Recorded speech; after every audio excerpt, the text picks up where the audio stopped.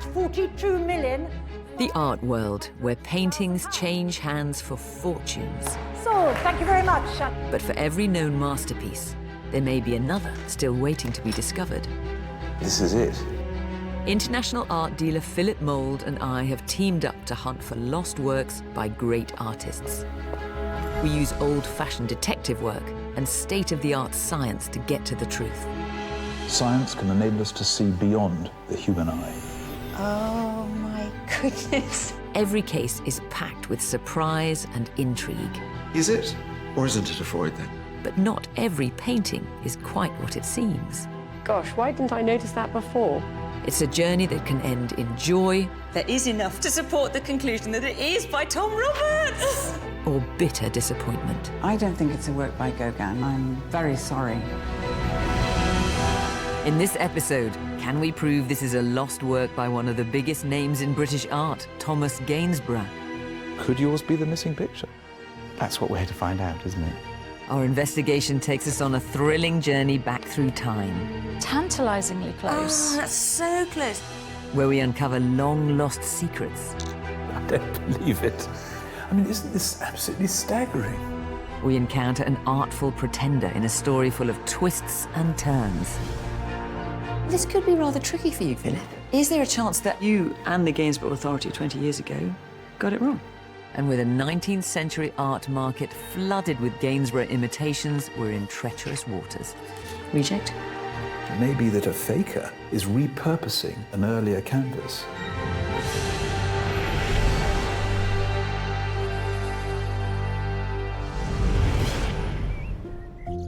We're called to the far corners of the country to help viewers investigate their mysterious works of art. This case brings us to Cumbria and the Lake District. Nestled in the foothills is the village of Burneside, home to one of the country's oldest paper mills. Hello. Hi there. Hello there. Hello. We've come to meet Chairman Mark Cropper, who's asked for our help. He's the 6th generation to work at the family factory, and he believes he may have inherited a lost masterpiece. Right, so here it is. God, how fascinating. Well, so we've got a group of rustic figures beneath what looks like an oak tree, clustered around a cooking pot. And a rather miserable-looking donkey. And this was a theme, the idea of figures next to trees, next to a wood, that was returned to again and again by the greatest of those landscape painters of the 18th century, Thomas Gainsborough. And you think this could be a Gainsborough, do you? Well, I hope it might be. Thomas Gainsborough is one of the most celebrated names in British art. Born in Suffolk in 1727, he made his reputation and his fortune as a society portrait painter. He was an artist of choice amongst the aristocracy. But if portraiture was his work, landscape painting was his pleasure. Gainsborough was drawn to the countryside. Its character and atmosphere, its people and animals inspired a lifetime's work. During the 18th century, there was little appetite for landscape paintings, but Gainsborough helped elevate the genre, inspiring a whole new tradition in British landscape art. Could Mark's picture be by the same artist that had helped start this revolution? So how did you come by this painting? The picture's been in my family for generations. I don't know how many generations, but certainly several. And do you like it? I'm not sure I love it. It's quite gloomy and dark. I mean, it might partly be the condition. It needs to have some more love shown to it, I think. So what makes you think it might be a work by the great Thomas Gainsborough? It was attributed to Gainsborough at one time. We've got a 1920s valuation that names it as a Gainsborough. And it had a Gainsborough plaque on it at one time. So what went wrong with it then? Well, it was valued in the late 1970s, in my father's time, and he was told that it was by another artist called Barker of Bath. Oh, Thomas Barker of Bath. Bit of a bin name, I'm afraid. Oh dear. So who was Barker Bath? Well, a very competent artist who could emulate quite closely Gainsborough's techniques, was highly influenced by his work, sometimes copied them, and is infuriating because time and time again, when people think they have a Gainsborough, they're told it's a Barker of Bath. Well, this has actually even been downgraded since then to a follower of Barker of Bath. Oh, no. So it's even worse. It's even worse than that. No, that's bad. So that's why the name's been scratched off in anger there, is it? Yet my father took the label off and threw it away. So the label that said Gainsborough ended up, Yeah. what, in the bin? In the bin. I feel slightly bad asking, but I mean, if this is by an imitator of Gainsborough, what's it worth compared to if it is by the great man himself? Well, by a sort of follower, we could be talking high hundreds, perhaps low thousands. If it's by Thomas Gainsborough, then therein lies the magic. It could be £100,000. Wow, that's quite a difference, isn't it? Yeah. Do you think you'd like it a bit more if we managed to attach the name Gainsborough? Yes, without a doubt. And then perhaps you could put that right. I would love to stick the label back on it. That would be fantastic. Mark has delved into the family archive to see if there's any documentation that might give us clues to the past life of his picture. So here is the earliest written record we've got of the picture in the family's possession. It's dated 1929. It's a valuation. And Ella Green? Ella Green is the name of the house where the family were living at the time. Oh, yes, look, Gainsborough, loud and proud. It's there, yeah. Oil painting, landscape with gypsies around a fire. Oh, it was in the telephone room. It's rather marvellous, isn't it? How fantastic. So here it is, 1929, Gainsborough. And then what happened? Well, we've got the 1977 valuation, and in that, the attribution has changed.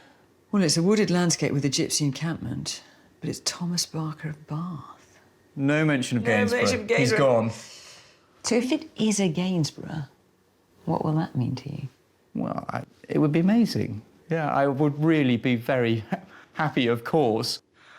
In a way, equally fascinating is just to find out more and trace, and take that journey back. I'm really, really excited about just doing that. Back in London, we're getting to grips with the challenge ahead. Mark's picture is an image I recognise because the same scene appears in a famous Gainsborough print. So this is a print of a painting by Thomas Gainsborough of the same subject that he did in around about 1753 or 4. But here's the intriguing bit. For many years, the original painting from which this print was taken was considered lost. Does it look familiar? Well, yes. I mean, it's very similar to Mark's picture, except it's in reverse. Yes, it is. It's a mirror image. But when a painting is turned into a print, the process creates a reverse image. So are you saying then that Mark's painting could be the lost Gainsborough? Well, before I can answer that, I need to tell you about a picture that I had dealings with around about 20 years ago. Back in 1999, I was getting known for specialising in Gainsborough, having discovered several works by the artist. I was shown a picture that looked just like Mark's painting. The owner believed he'd found the lost Gainsborough landscape, and I thought it looked right. It had been doubted as a genuine work by Thomas Gainsborough since the 1960s, but when it came into the gallery, we cleaned it and restored it and showed it to the then authority on the works of Thomas Gainsborough, who accepted it as an original, and it was then sold at auction. So hang on then, what does this mean for Mark's picture? Well, Mark's picture wasn't around at the time, and I have to say, seeing it now gives me pause for thought. Mark's picture has been buried in a private collection, hidden from public view. None of Gainsborough's authorities knew of its existence. I can't help but wonder what they'd make of it now that it's emerged from the shadows. This painting looks old.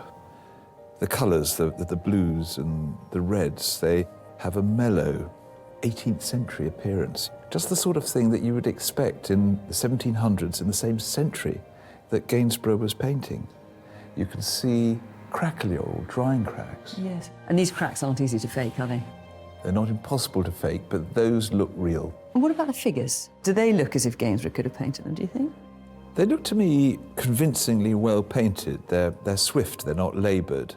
And it's almost as if they're characters on a stage that have been rather cleverly lit. And I like that. This is a painting of quality. It is by someone who can unquestionably paint. And on the back of Mark's picture, there is a cluster of clues that could shed light on its mysterious past. Well, this is interesting. Look, we've got all sorts of things here. Labels, stencils. This is great. This is a picture that's had a history. Yeah, this looks like a picture that's been through galleries, sale rooms, possibly private collections. There's enough here for us to want to find out more. This could be rather tricky for you, couldn't it, Philip? I mean, is there a chance that Mark's picture is the lost Gainsborough, and this other one, well, you and the Gainsborough Authority 20 years ago got it wrong? Well, I hate to say it, but I think we've got to explore that possibility. See, not everybody got behind the attribution at the time. Some people thought it was a copy and that the original picture was still out there to be found. Is there any chance of seeing that painting in the flesh? Unfortunately, we don't know where it is because after it was sold, it disappeared into a private collection.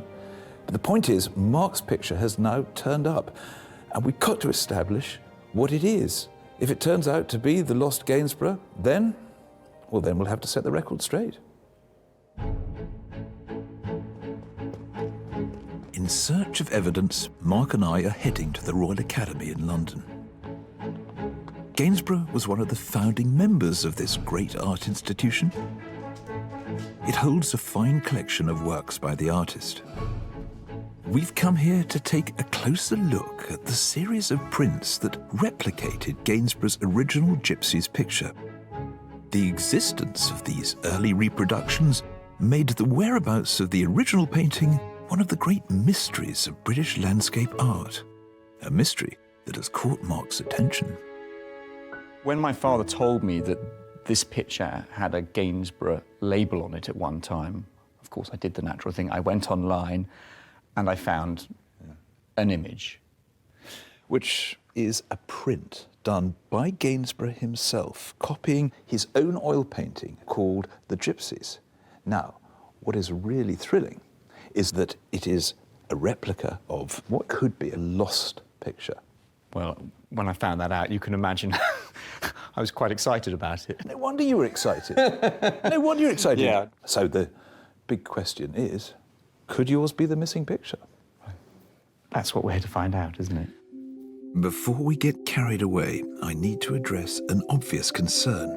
Gainsborough's print was published in 1759 and again in 1764. On sale in print shops, his Gypsies thus became a famous image. This gives us quite a tempering thought, because if this image was freely available, people could have copied it. Yes. Now that's sort of back down to earth, isn't it? This could easily be a copy of that.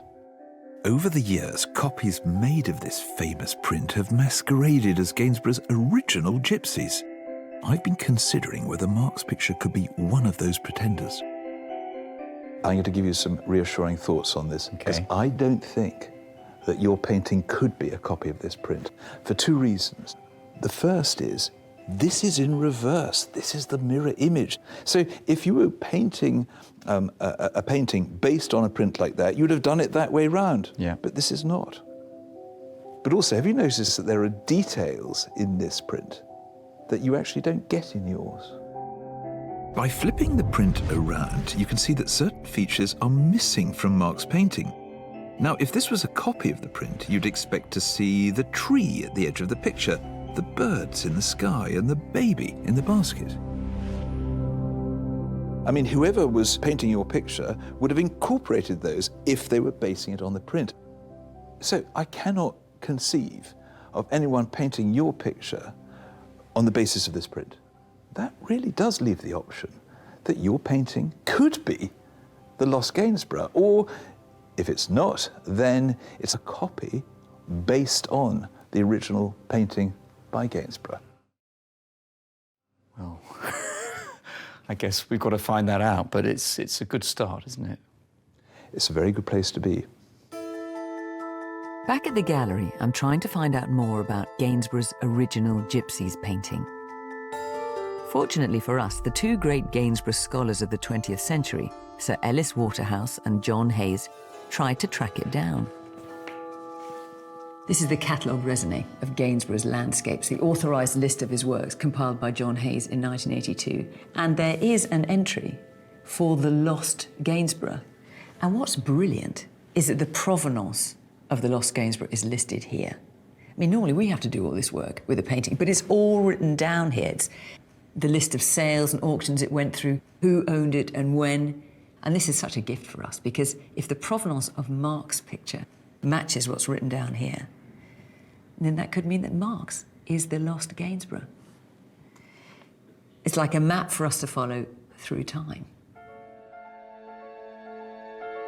And the first place on that map is Shugborough Hall. So that's where we need to go. We're on the trail of Gainsborough's lost landscape. The catalogue raisonné has led us to Staffordshire, and this glorious stately home, Shugborough Hall. Built in the 1740s, this was once the ancestral pile of the Earls of Lichfield. Their vast art collection once adorned these walls. We've been searching through the archives to find if there's anything to link Mark's picture to the lost landscape. Now, Mark, the reason I brought you here to Shugborough Hall is that, according to the catalogue raisonné, this is where the lost Gainsborough once hung. Oh, right. And it was owned by this man, Thomas William Anson, who was the first Earl of Lichfield. And he liked to party. He had extravagant parties here. And he liked to gamble. At cards, on the horses. I think I can see where this is going. So much so that in 1842, he was forced to sell off the entire contents of this place. Been a 16-day kind of fire sale. And on the 9th day, have a look at this. So we've got Gainsborough here, lot 77, an upright landscape with gypsies in front, seated around a fire at the foot of an old stump of a tree. So does that sound like your painting? Well, it's promising. So the question is, of course, is your picture this picture? I don't know. Well, neither do I. Not at this stage, but we have made a promising start. We found a reassuring description that matches Mark's picture, but there aren't any labels that prove with certainty his is the Shugborough Hall painting. Tantalisingly, though, I may have discovered a link to a later owner in the provenance of the lost picture. There's one rather interesting name here, which is... Henry Graves. So this is a picture of the back of your painting. Yeah. What does it say there? Look, let me make it bigger for you. Henry Graves. Sorry, this is really exciting. It is exciting. It's hugely promising. It doesn't prove that your painting is the lost Gainsborough. It doesn't prove it, but what it does show, at least according to Sir Ellis Waterhouse and John Hayes, that your painting shares one detail of the same provenance as the lost Gainsborough. That is brilliant. It really is. I wasn't expecting that at all. My sort of balloon of hope has been inflated. We're not there yet, not by a country mile, but we have made a really promising start. Back in London, I'm hoping to unlock clues in the painting itself, so I've sent it to the Courtauld Institute for Forensic Analysis. Professor Aviva Bernstock is one of the world's leading authorities in the scientific study of art. Her research could provide vital evidence to prove whether Mark's painting is a genuine Gainsborough or an imposter by another hand. So the big question is this the lost Thomas Gainsborough landscape? And part of the problem is the catalogue raisonné, irritatingly, doesn't give us the dimensions, the all-important measurements of this lost picture. Yeah, no, it says here, canvas, size, unknown. I mean, there's nothing more annoying than something that's unknown and rather crucial. Except I think we might be making a bit of progress. On the back of this painting, you'll recall there's a label which identifies its painting's ownership by Henry Graves, and here he is. All right. Henry Graves was a print seller and art dealer, and according to the catalogue raisonné, the lost Gainsborough was with him in 1885. 1885 is a very big year for Thomas Gainsborough because in that year, the Grosvenor Gallery, a very significant institution, held a major exhibition of the artist's work. There were 200 of his works. They were lent by the great and the good of the day. We've got the Queen at the top here, so you don't get better than that. It gets better still, because in the exhibition catalogue itself, number 202, would you like to read it out? Yeah. Gypsies, lent by Henry Graves, Esquire. But the beautiful added extra are the dimensions of this lost picture. It says canvas, 29 times 24.5 inches. So here's the canvas. OK, I see what this is for. Will the dimensions of Mark's picture match up with the painting that hung in this major Gainsborough exhibition? Right, that's 30 inches, or nearly 30 inches. OK. And width? By 25. So close, but not... Yeah, it's not a slam dunk, is it? Oh, hang on a minute. I think the painting's been relined. You can see that the actual painted surface is smaller than the lining fabric. So perhaps we can just try and measure the picture plane itself. So that's exactly 29 inches. And this is 24.5 inches. So... We're back on, hey? That's it. Yeah? Well, you know what this means, don't you? It means that your picture was included in this extraordinarily illustrious exhibition in 1885. You know, the trophy works of Thomas Gainsborough coming from all different parts of the country, arriving under one roof, and your painting was there with all the others. I can't believe it. Now, it doesn't 100% tell us that this is by Gainsborough, but what it does show is, at that date, in 1885, yours was considered to be a trophy Gainsborough. That is amazing. You know, I would never, ever have guessed. It really is incredible. Across town, I'm continuing the provenance investigation. According to the catalogue raisonné, the lost landscape passed through Christie's auction house 3 times. A stencil on the back of Mark's picture looks similar in style to those used by Christie's. I'm heading there to see if I can establish a link to any of those sales. Archivist Linda MacLeod has agreed to help. Oh, thank you very much. So, Linda, what I'm wondering is if this number means anything to you. Is that a Christie's number? It is a Christie's number. All items that come into Christie's are assigned a stock number. This particular stock number refers to 1881, 1883 period. OK. And this stock number, 55N, refers to a consignment of 2 books. Oh, that was all going so well. Unless we can link the stock number on the back of Mark's picture to these sales of Gainsborough's lost gypsies, our provenance search is over. But Linda may have made a discovery. I had a look at the 27th of May 1882 sale, and when you look through the volume, here we've got the gypsies. Mm-hmm. So that looks like the right painting. And look at the stock number. It's 555N. Tantalisingly close. Oh, that's so close. 555N as opposed to 55N.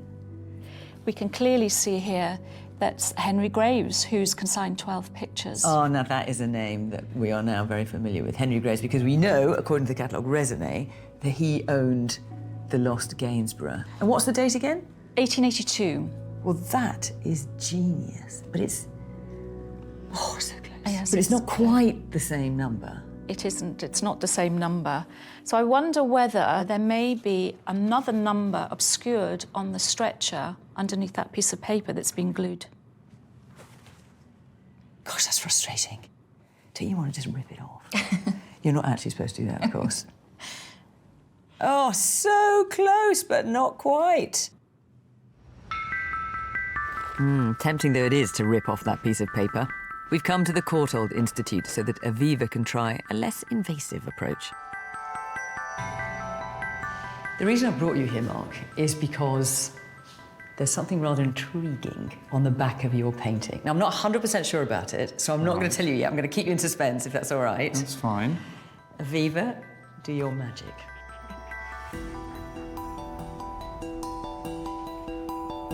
Aviva is using an infrared camera which can detect carbon-based materials, including ink.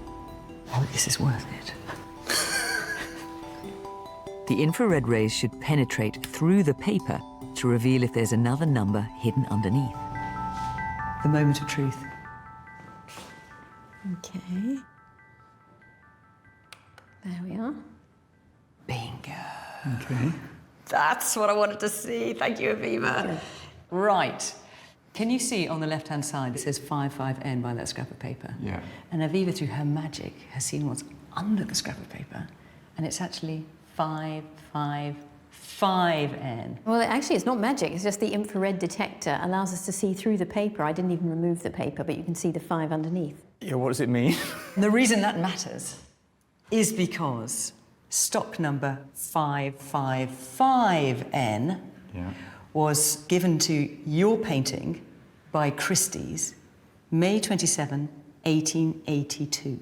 And it was listed for sale as an authentic Gainsborough Gypsies. By Christie's. By Christie's. So we are in lockstep with the catalogue raisonné here. And it's one and the same. Great. The provenance trail for Mark's picture is looking promising, but I need to address an obvious concern. What about the picture that sold as the Lost Gainsborough nearly 20 years ago? What provenance did it have? To find out, I've come to the Paul Mellon Centre for Studies in British Art. It holds the opinion files of the great Gainsborough scholars Sir Ellis Waterhouse and John Hayes. They had the authority to accept a work as by Gainsborough or chuck it on the reject pile. I'm hoping to find out more about the picture that claimed the Lost Gainsborough's title. And it turns out that over the years, there have been other contenders.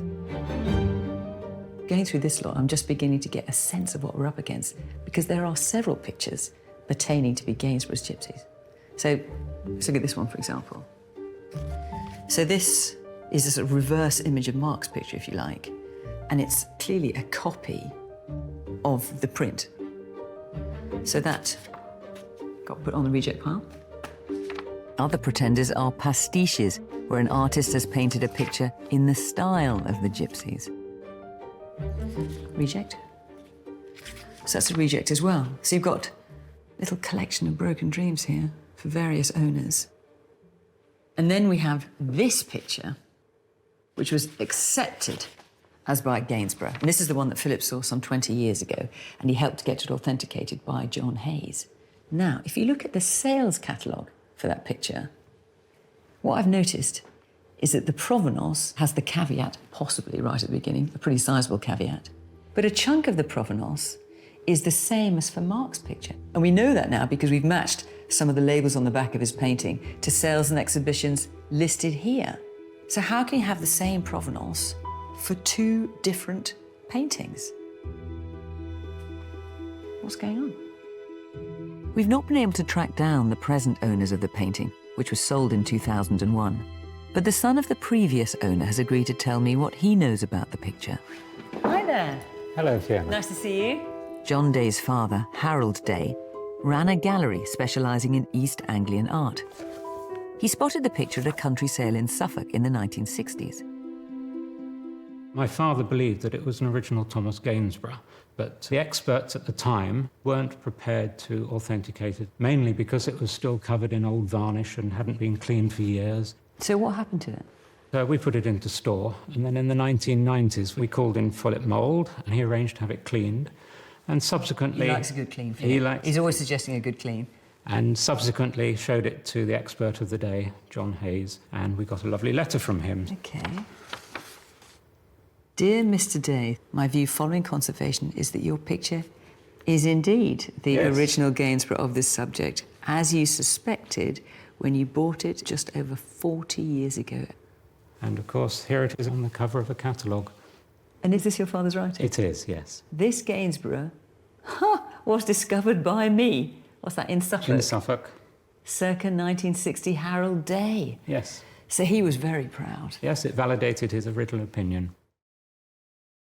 What was your father able to find out about the provenance of his picture? Well, my father's painting, when he bought it, had been relined, rebacked onto a new canvas, probably 100 years ago, and it had a new wooden stretcher at the back, so any evidence and labels would have been lost. Oh, so there was nothing on the back at all? No. So now you've got another painting that's come along and is vying for the Gainsborough crown. What do you make of that? But I'm very confident my father's original opinion was correct. And of course it was backed up by John Hayes, and of course Sotheby's successfully sold the painting as well. So this judgment stands? It does, yes, as far as I'm concerned. John clearly thinks his father was right about his picture, and despite the lack of provenance, and the expert at the time agreed on stylistic grounds. But Mark's picture has better provenance. It has more evidence that links it with the past life of the lost Gainsborough. Crucially, the expert at the time, John Hayes, never saw Mark's picture. He never even knew it existed. Sadly, he's no longer with us, but I can't help wondering what he'd make of it.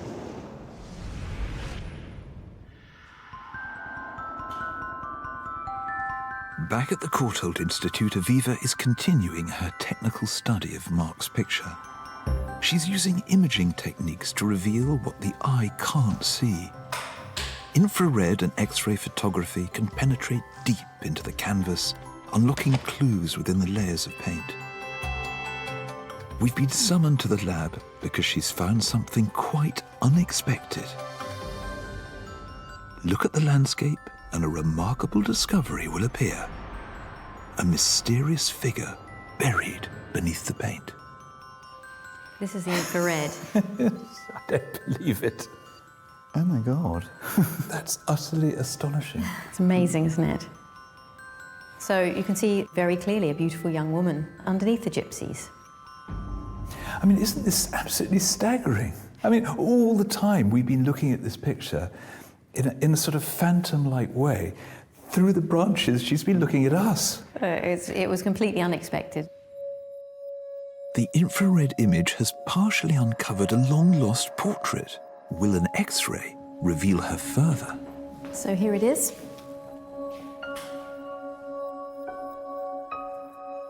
Whoa. It's really, really incredible. So here you can see her much more clearly. You can see her completely painted. You can hardly see the painting on top, although if you look closely, you can see the highlights of the leaves here. I'm actually amazed. I almost don't believe it, to be honest. I have to say, it does beg a belief, doesn't it? Well, it's one of the clearest images I've ever seen. It completely took me by surprise. I had no idea that we would find this portrait underneath. I mean, I find it so poignant that this must be the first time in what, I don't know, 250 years, possibly, that she's surfaced, she's come back to life. Who is she? Although it's a wonderful thought that there is a portrait beneath this landscape, I can't see how Gainsborough could have painted this. This startling discovery could spell bad news for Mark's picture. Looking at her face, looking at the way that her dress is done, looking at the way that her hair is swept back, this is not from the period of Thomas Gainsborough. Could be, I don't know, 1700 to about 1720. A good generation before Thomas Gainsborough. Before he started painting. Yeah. Whoever painted the landscape on top, for whatever reason, has repurposed an earlier picture. We need to ask them why. Yeah, I'm a bit more pained now about her appearing, lovely though she is. This could be a major setback. Back at the gallery, I'm updating Fiona. I wonder who she is. Well, whoever she is, she's not by Gainsborough. Well, is it possible, though, that Gainsborough painted what's on top? I'm afraid I've not seen any evidence of Gainsborough reusing another artist's work. But it's a possibility, isn't it? Well, I suppose it's not impossible if an artist is really hard up that they would use somebody else's canvas. And we do know that in the 1750s, he'd slightly hit the buffers. There's a really poignant letter to his landlady. I called yesterday upon a friend in hopes of borrowing money to pay you, but was disappointed. I'm sorry it happened so, but you know I can't make money any more than yourself. Oh dear. And this lovely signature at the bottom, Thomas Gainsborough. But what's really interesting is the date of this letter. It's been dated to 1752 to 3, exactly the moment that we know that he was painting the gypsies. So it's possible, surely, then, that Gainsborough did reuse another artist's canvas because he couldn't afford to buy one of his own. But it's also possible that someone other than Gainsborough reused the old canvas. This does raise a rather sinister thought. If you were a faker and you wanted to create the illusion of age, you might well use an old canvas. And then, of course, there's the possibility that a copyist might have just simply used it because it was there to hand, you know, a nice-looking canvas of the right size. I wonder if we can find out who she is and who painted her. That might get us closer to finding out who painted the scene on top. Yeah, but I wish you luck, because this is a formulaic face painted at a time when there are so many other portraits that look extremely similar. It's a Herculean task. Not one to pass up a challenge, I'm heading to the Whit Library on the trail of our mystery sitter. It holds over 2 million reproductions of works of art. I'm hoping their files of early 18th century portraits might give us some clue as to who this woman was and who might have painted her. That might bring us closer to finding out who painted the gypsies' landscape. Well, Philip wasn't kidding when he said this would be a challenge. I mean, if we just take the two leading portrait artists of the early 18th century, there are 20 boxes of works by Godfrey Kneller and 7 by Michael Dahl, and then each box contains hundreds of portraits. So we've had a researcher go through all of them, and they are remarkably similar. And that's before you go on to the other artists of the period. We haven't found her yet, but I'm hoping some innovative tech can help. The Whit is in the final stages of a groundbreaking project to scan, catalogue and make available online 260,000 images of British art. Facial recognition technology can search through the database to find a face in a crowd. Hello, Fiona. Hi, Tom. Nice to see you. Head of Digital, Tom Bilson, has agreed to show me how the software can seek out art history doppelgangers. Oh, my God. So you're using this technology, which basically takes a face, in this case mine, and then searches through the whole library, or everything you've digitised so far. Yes, that's correct. To see who else looks like that. Yes, similar eyes, similar nose, similar jawline, similar hair. They all go to making a match. Let's try the next one. Oh, no. No, that's such a terrible photograph. Oh, my God, you think I look like her? Well, the software does. Right, God, that was a bad haircut. We'll try number 3. Oh, so now I'm pre-Raphaelite. I can sort of see the similarities. It's that eyebrow, isn't it, that I get teased about so much. Wow, this is so cool. It's like something out of a sort of spy movie or something. And what about Our Lady, then? Have you managed to find her? Well, we've had a good look. We found hundreds that appear like our picture or share similarities. Gosh, so have you managed to narrow it down at all? Well, we did a search on the face, and these are our top 8. They all share certain characteristics. Well, they do, actually, don't they? Because they've all got this very narrow, straight nose, these doe-like eyes. But they're not her, are they? No. And from this period, sort of late 17th to early 18th century, it was an artistic school of thought at the time to paint women all more or less in the same way, with very similar features. So that makes it so much harder, doesn't it? Yes, they all share the same timeless image. They're wearing the same clothing. All the images, I guess, look like each other.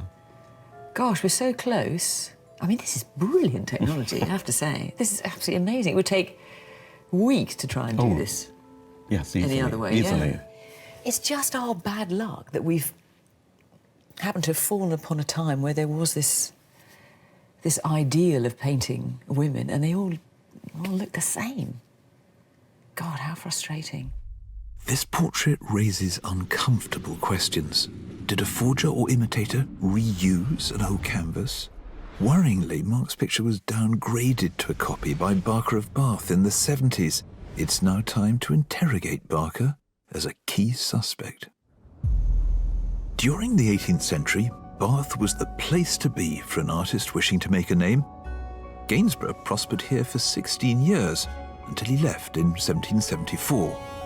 A decade later, the young and talented Thomas Barker arrived, hoping for fame and fortune. I need to consider the possibility that Barker was the hand behind Mark's painting, so I've come to the Victoria Art Gallery to examine his works. Barker was skilled at imitating other artists. His ability to paint in the style of Gainsborough prompted one commentator to call him an imposter at the brush, condemning his work's deceptions. This is a self-portrait of the young Thomas Barker of Bath. And look what he's painting. A landscape, upright, rather Gainsborough-esque in colouring and composition. In fact, it's not a million miles away from the Gypsies. Standing over him is Charles Spackman, a local entrepreneur who took Barker under his wing and paid for his training. He looks like the hard taskmaster that we know he was. He got Barker to go around the big houses in Bath and copy some of the works of the masters. It's said that on one occasion, he got him to paint the same picture 130 times in order to get it right. So Barker copied pictures hanging in and around Bath. And of course, works by Gainsborough were in plentiful supply here. This painting, Landscape with Woodcutter by Thomas Gainsborough, was owned by an eminent Bath physician called Dr. Rice Charlton. And this is Thomas Barker's copy of it. It's only a black and white photograph because the original is missing. This shows that Barker wasn't just painting in the style of Gainsborough, he was making exact copies. To determine whether Mark's picture is a copy by this artful imitator, Aviva has joined me to have a closer look at Barker's techniques and pigments. History has not been kind to Barker, and many of his pictures are now consigned to museum basements. We're looking at not one, but 4 Thomas Barkers. It's almost as if you're meeting the man in terms of trying to get to know what he's about. And what blows you away is how much he's trying to be like Gainsborough, and actually almost succeeding, don't you think? Yes. In every picture, there's that very fluid sky and that transparent, if I can look at it with my torch, there's that transparent foliage. And I see that in Gainsborough quite a lot.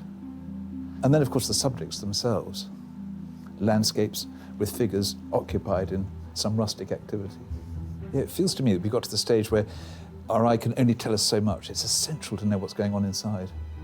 Well, I think we can look at the surface of pictures and we can see how the paint is handled, but it might also be useful to see what the layer structure is, what the composition of the pigments are, to see whether we can see similarities.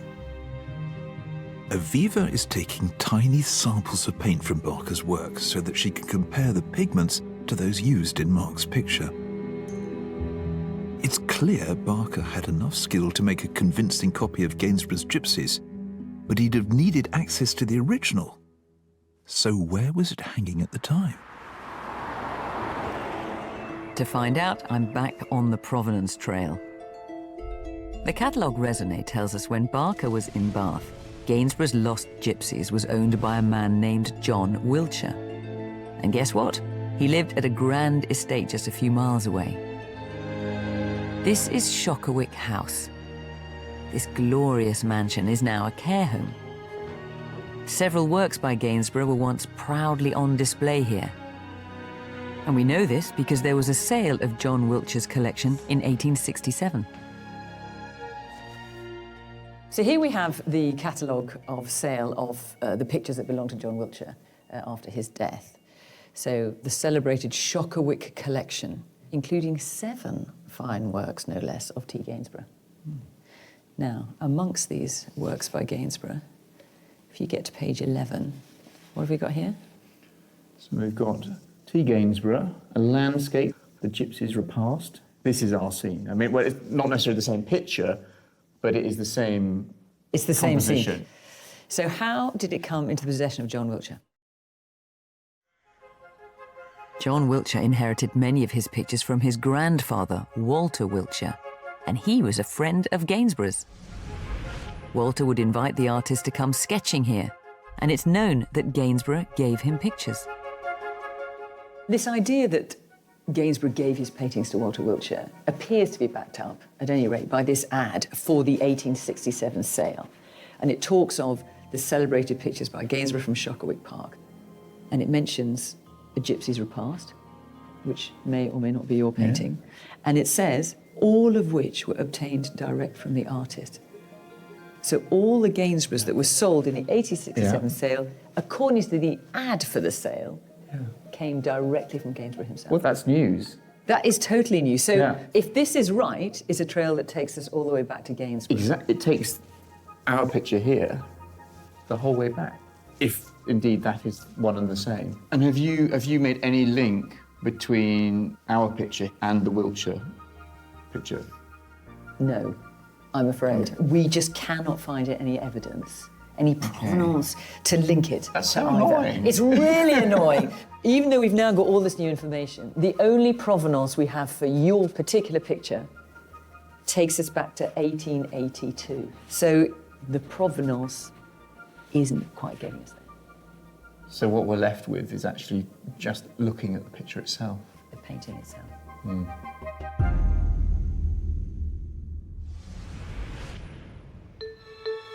With the provenance trail hitting a dead end, I'm hoping science can help.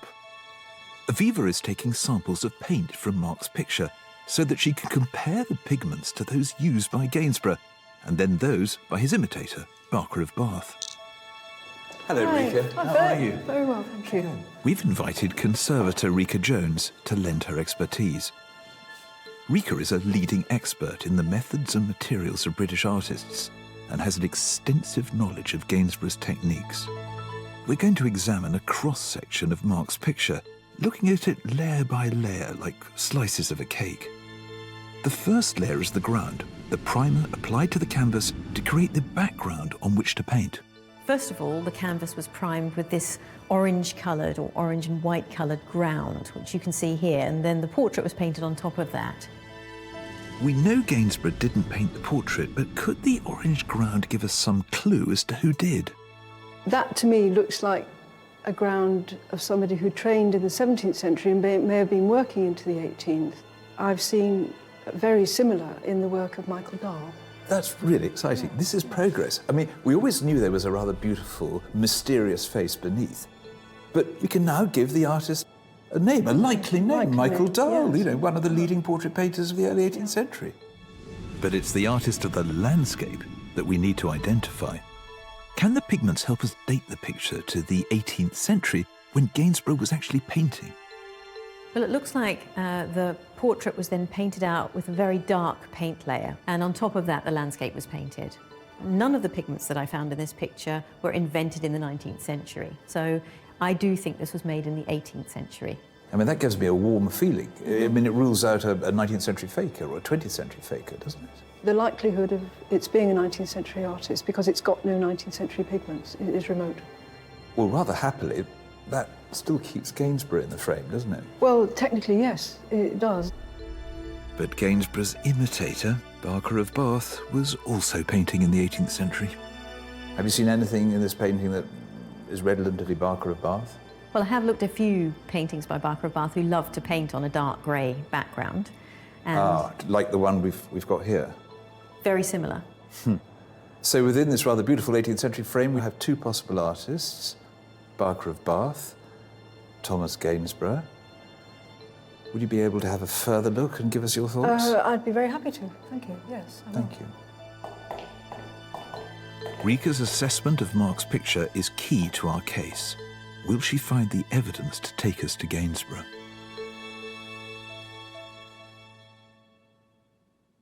With the attribution of the picture hanging in the balance, back at the gallery, I've made an 11th hour discovery that might bolster Mark's case. So here's your picture, Mark. And you'll remember that very exciting moment when we found this beautiful portrait underneath, but then turned out perhaps not to be quite so exciting.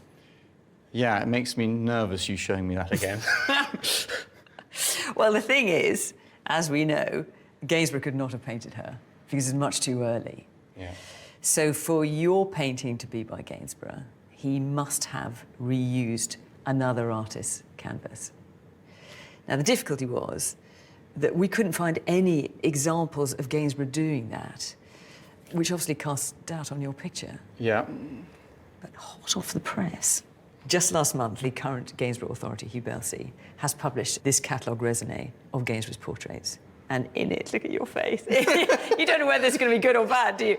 In it, he has a picture of this beautiful painting, man and woman in a landscape, and it's dated 1753, which is a significant date for us. Yeah, no, that's when the Gypsies is meant to have been painted. This was X-rayed.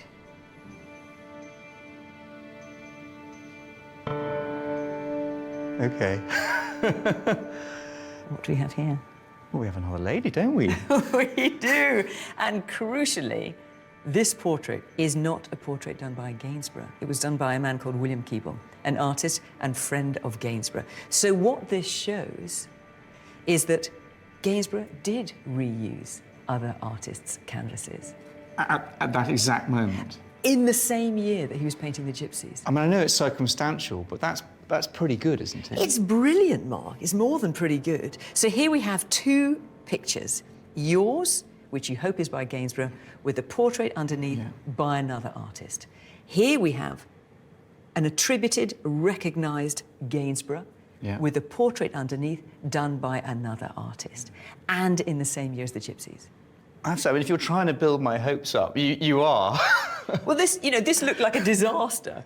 And now, with this new evidence, it's actually working in your favour. Is it enough? I can't be sure. But it has come just in the nick of time. The day has come to find out if Mark's picture is a genuine work by Thomas Gainsborough.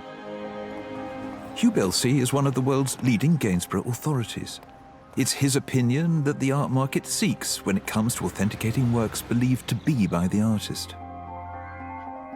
We've invited Hugh to undertake a thorough examination of the painting, while Aviva shares the technical findings made by her and Rika Jones.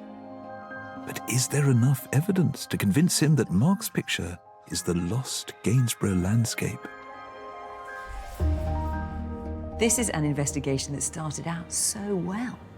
By decoding the labels on the back of Mark's picture, we now know that a sizable chunk of the provenance of the lost Gainsborough is actually the provenance of Mark's picture. So that's got to mean something.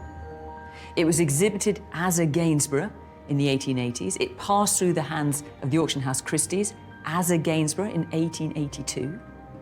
What we haven't managed to do, though, is take the provenance of the picture back to Gainsborough himself. And he died in 1788. So that is a big gap.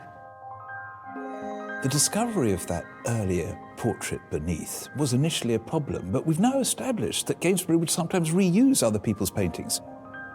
All the pigments in the picture are 18th century, of the type that Gainsborough used. There are no 19th century materials. And let us not forget that for almost 100 years, this was known as a work by Thomas Gainsborough, until it was demoted to Thomas Barker of Bath. Barker of Bath, that name we just can't get rid of. It seems to me there's Gainsborough on one hand, Barker of Bath on the other. It's going to be one or the other. Mark is on his way to the gallery, and we're all about to discover whether his painting has been accepted as a genuine work by Thomas Gainsborough. Hi, Mark. Hello. Hi. So this is it. How are you feeling about it all?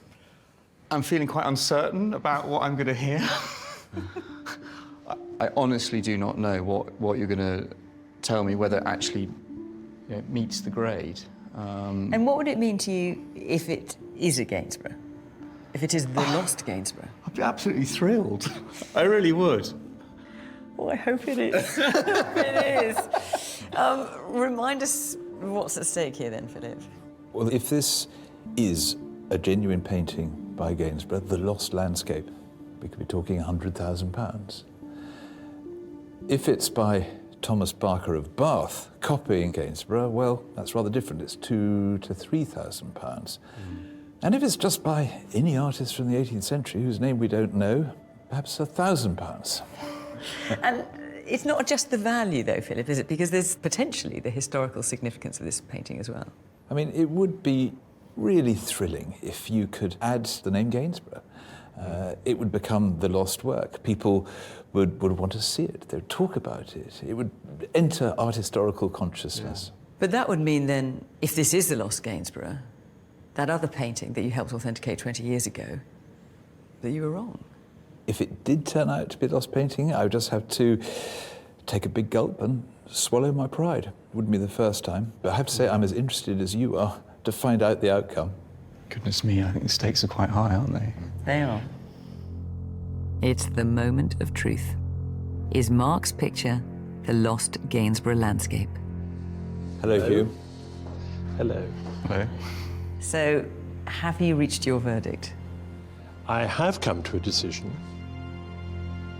I've reviewed all the evidence and taking into consideration the remarkable technical research that both Aviva and Rika Jones have done on the picture. I think it's not by Gainsborough, but by Barker of Bath.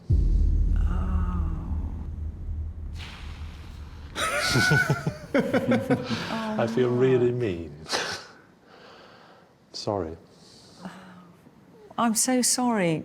After all this, Mark, what do you think? Well, I'm gutted. So this has got the hallmarks of the imitator, Barker of Bath. Yes, he was very clever, and there's certain ways that he handles paint that is very much like him and not like anybody else, really. It lacks the subtlety that Gainsborough comes up with. It's too tentative somehow. It's too reserved. He would have been much freer than that. Oh, Mark, I mean, I feel so disappointed for you. I have to say, as I know how much this means to you, what will you do with this now? Well, I really wanted to stick the Gainsborough label back on it, so that's not gonna happen. So I'm not sure. I mean, I think one thing, if I was being very philosophical about it, is that actually what you've revealed is the most amazing story, the ups and downs, that this beautiful woman behind. It's an object of some value somehow in that way, but obviously not monetary. But there's one final twist in this tale. The portrait buried beneath the landscape is almost certainly by Michael Dahl, one of the leading portrait artists of the early 18th century. The value of a Michael Dahl could be £6,000 to £8,000. So the picture underneath is actually worth more than the picture on top. What a mess. Well, look, you've got a great story to tell. I think it's got a great story to tell, and I hope that my family might keep hold of it and keep telling the story. That was one of our trickiest investigations so far. There were so many moments where I thought we were just about to prove it was a Gainsborough, only to be knocked back. I feel very sorry for Mark, but I do feel we were right in checking this painting out. I mean, art history's always moving on, and it was possible that we could prove this picture. Just so happened we couldn't. And does this mean that you were right, then, about that landscape you helped attribute 20 years ago? Well, in my view, the attribution to Gainsborough still stands. This time, we're looking at an 18th century portrait of a young man in the prime of his life. He's dashing. He's not my type. But, Could a chance sighting by Philip have revealed an undiscovered work by the giant of Regency portraiture, Sir Thomas Lawrence? I'm going to have to prove somehow that this image is what I think it is. But this family's portrait's been passed down the generations as a painting by the pioneering female artist Maria Cosway, a name to which the family are very attached. You still need a bit more convincing, don't you? yes. The investigation will take us to some of the grandest homes in the country. We'll look for clues in the picture itself. That's taking us in a bit more of a Lawrenthian direction. But the paperwork tells another story. Cosway is mentioned here. Lawrence is not. Which way will the evidence stack up? Cosway or Lawrence? I mean, it really does change the game. Completely. Yeah.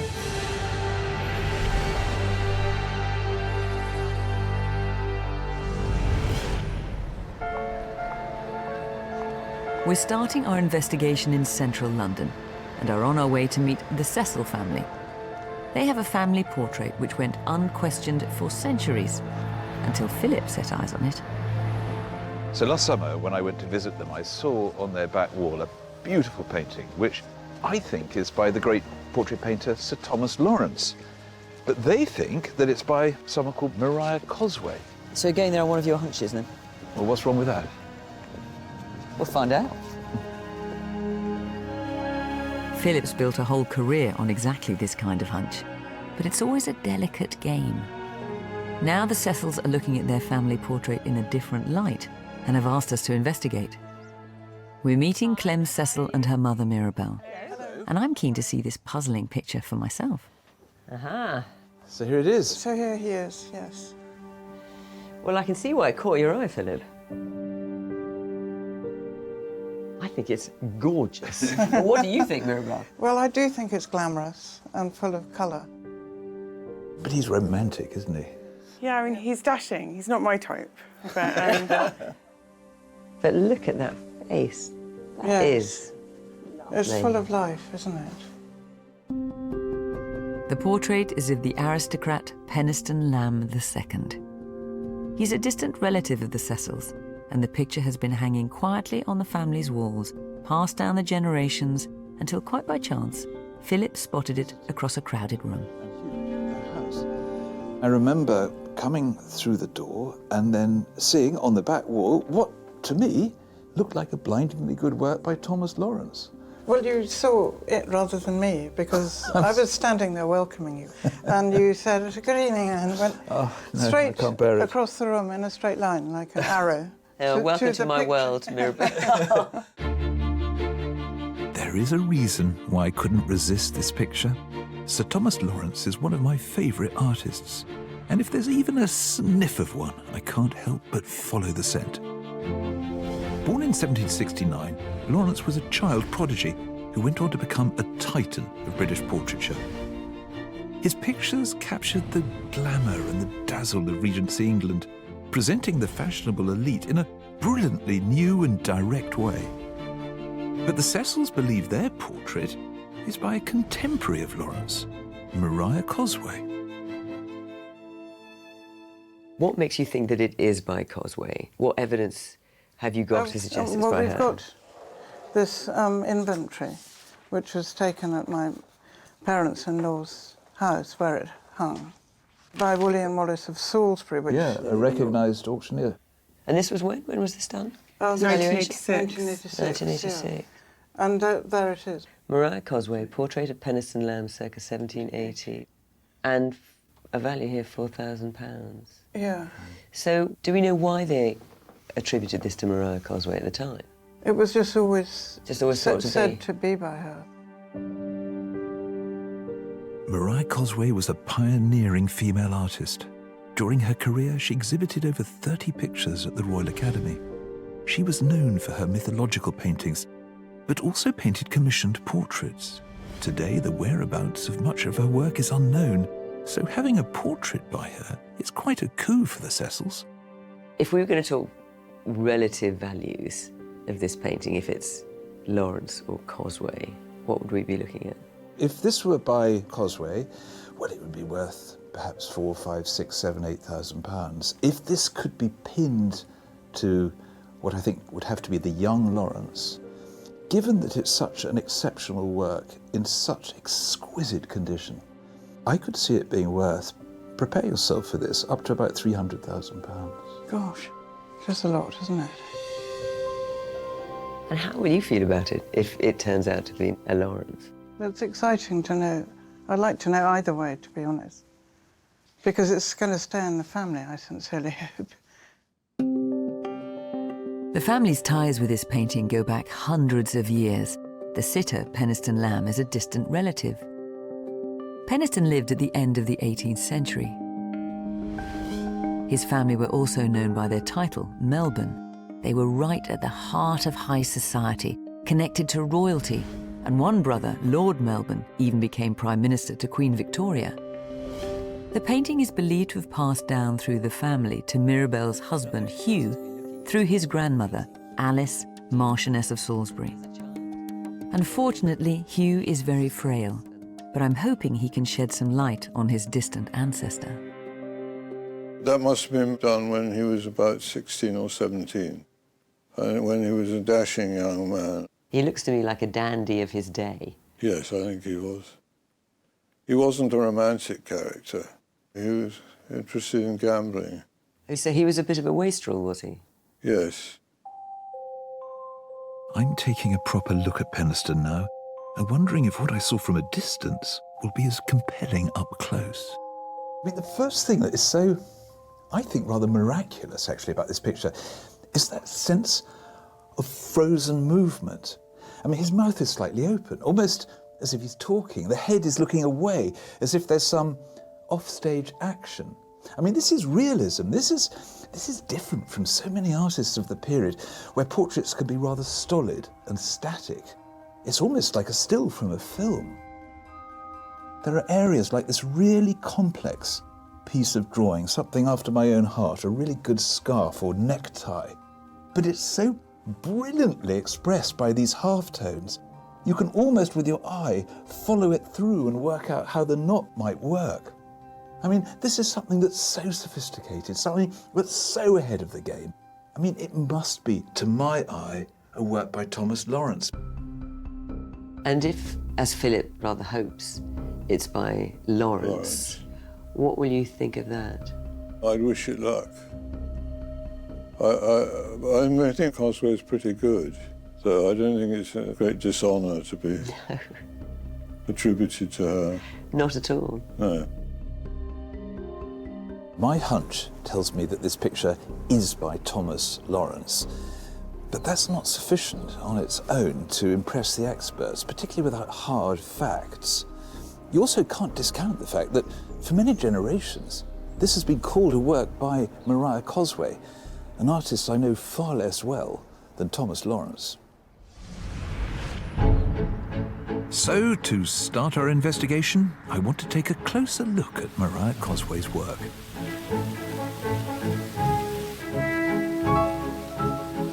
Luckily for us, this means a trip to one of Britain's most spectacular stately homes.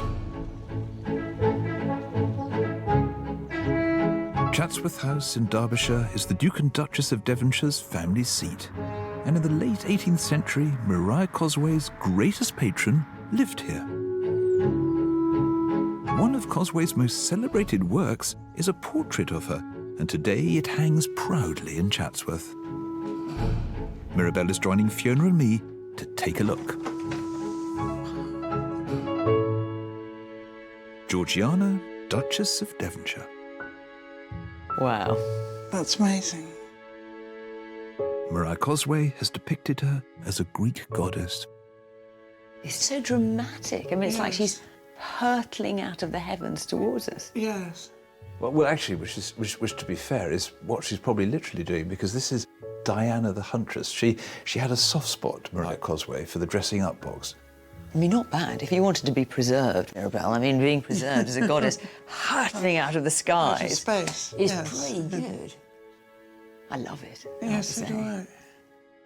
Unfortunately, this portrait is badly damaged. The paint has cracked, resulting in a leathery finish. But can we see through this to compare it to Penistone Lamb? The all-important technique, I think, is radically at variance to yours. I mean, look at the way that the drapery is done, particularly top right. You've got that flowing piece of, well, I want to say it's robe, but it's sort of half hair, half rags, half something. Yes. It's a bit harsh. It's not that bad. I mean, it's just a sort of gauzy material, isn't it? Well, it is, but this worries me in the way that yours doesn't. The way that necktie, that serpentine way, goes around Penistone's neck. But in a way, you're comparing chalk with cheese, because one is an actual portrait of a person, the other is a goddess hurtling out of space. But it's meant to be Georgiana, isn't it? Yes. But she's very glamorous, and Penistone is quite glamorous. But it's got the same colour of the cheeks, the sparkle in the eye, the half-open mouth. Yeah, I see your point. I see your point. A sort of very lively gaze. The background of the Penistone was so lowering with the storm clouds. And this is a sort of comparable palette, isn't it? It's a very dramatic sky, Yes. that's for sure. You still need a bit more convincing, don't you? Yes. You stick to your guns, Mirabelle. I love it. You go for it. I mean, I have to say, personally, I'm turning away from Mariah Cosway, you know, but looking at this. But I love the fact that you're not, so come on. I'm fighting the families. You should, and you've got to do a bit more work, Philip. I think that the lady's not for turning. Well, we'll see. Not yet.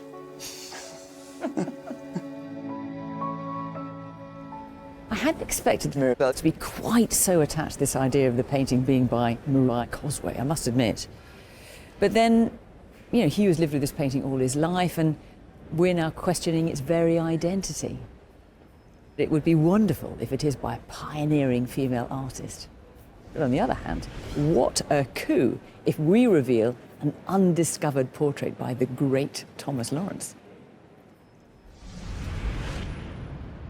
Back in London, I've brought the painting to my gallery and I've found a number of clues to share with Fiona.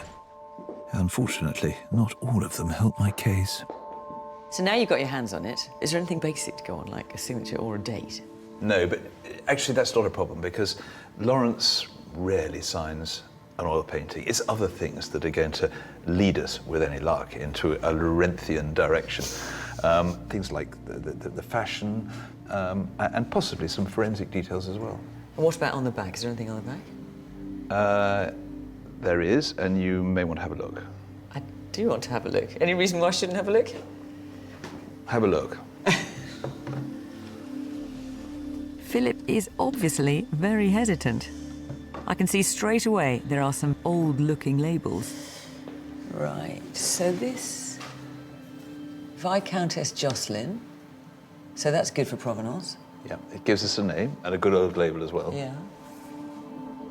There's another label which is almost indistinguishable. It looks like her name, and I can just about make out an E and A. And there's a third label. Oh.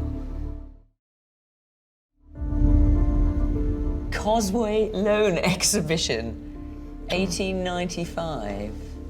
So it says Cosway. Okay, I wasn't expecting that, and I'm sure we'll be able to account for it somewhere or another, but yes, this painting that I think is by Lawrence has got an old label on the back that says Cosway. Which is a bit inconvenient, isn't it, really? It is a bit, but I'm not going to be put off by this. Philip may not be deterred, but this is another clue pointing to Cosway. I want to see if I can find any more evidence to link her to the picture. And I don't have far to go. Back in the 1780s, Mariah and her husband, fellow artist Richard Cosway, would have been Philip's neighbours. They lived at the fashionable address Schomburg House on Pall Mall.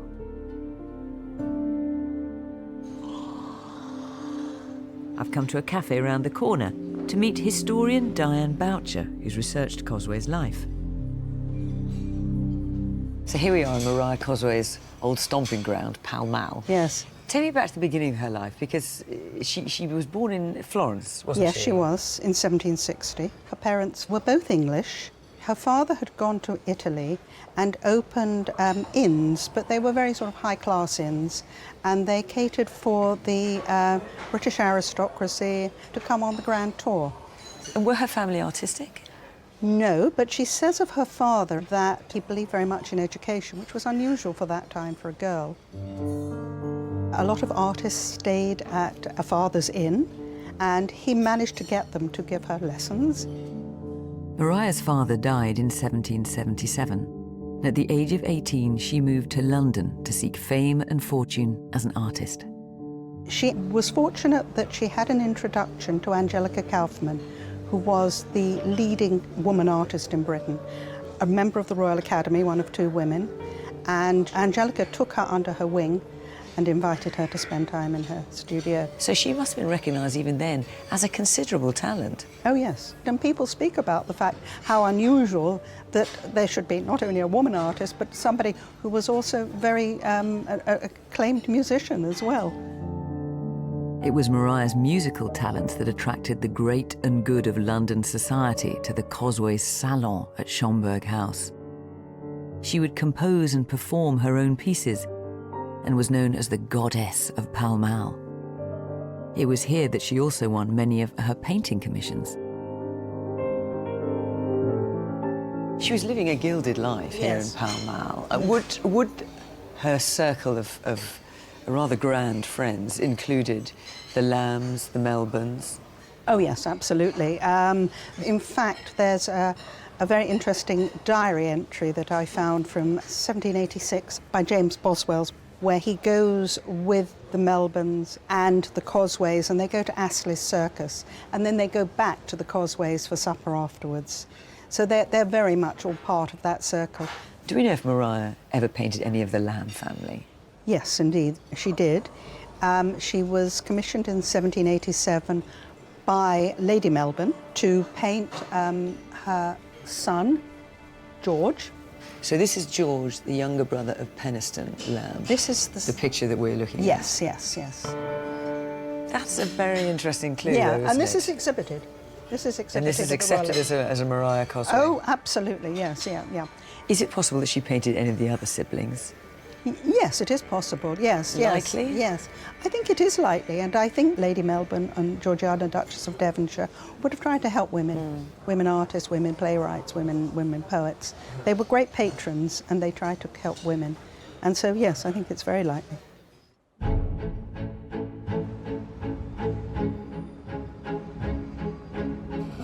With Fiona on the Causeway Trail, the pressure's on to connect Lawrence with our Penistone portrait.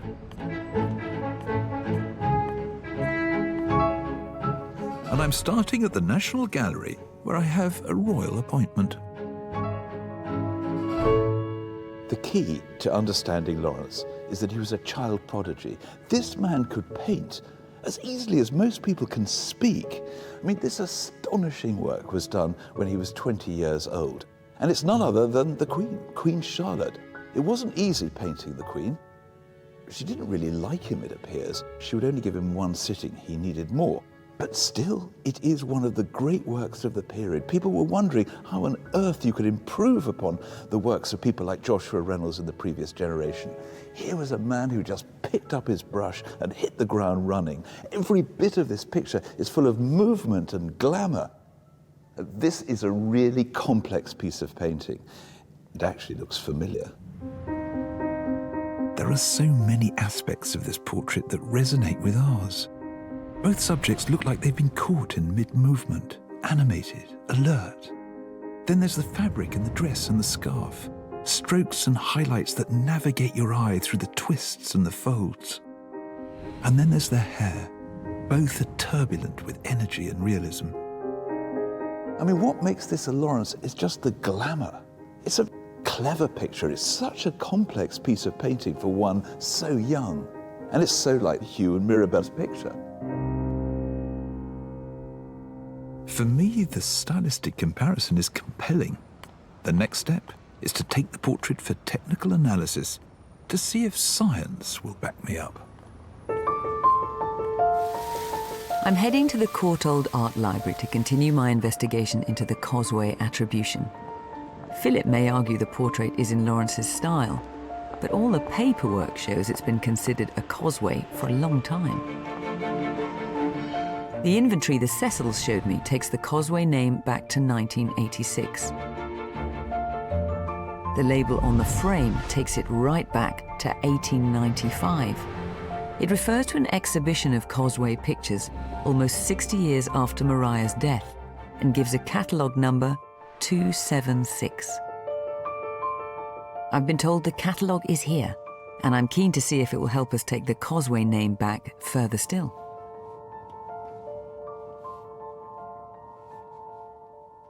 Right, so here we have catalogue of miniatures, oil paintings, drawings and engravings by Richard Causeway and Maria Causeway, his wife. Bingo. Now, the number we're looking for that is on the label on the back of our painting is 276.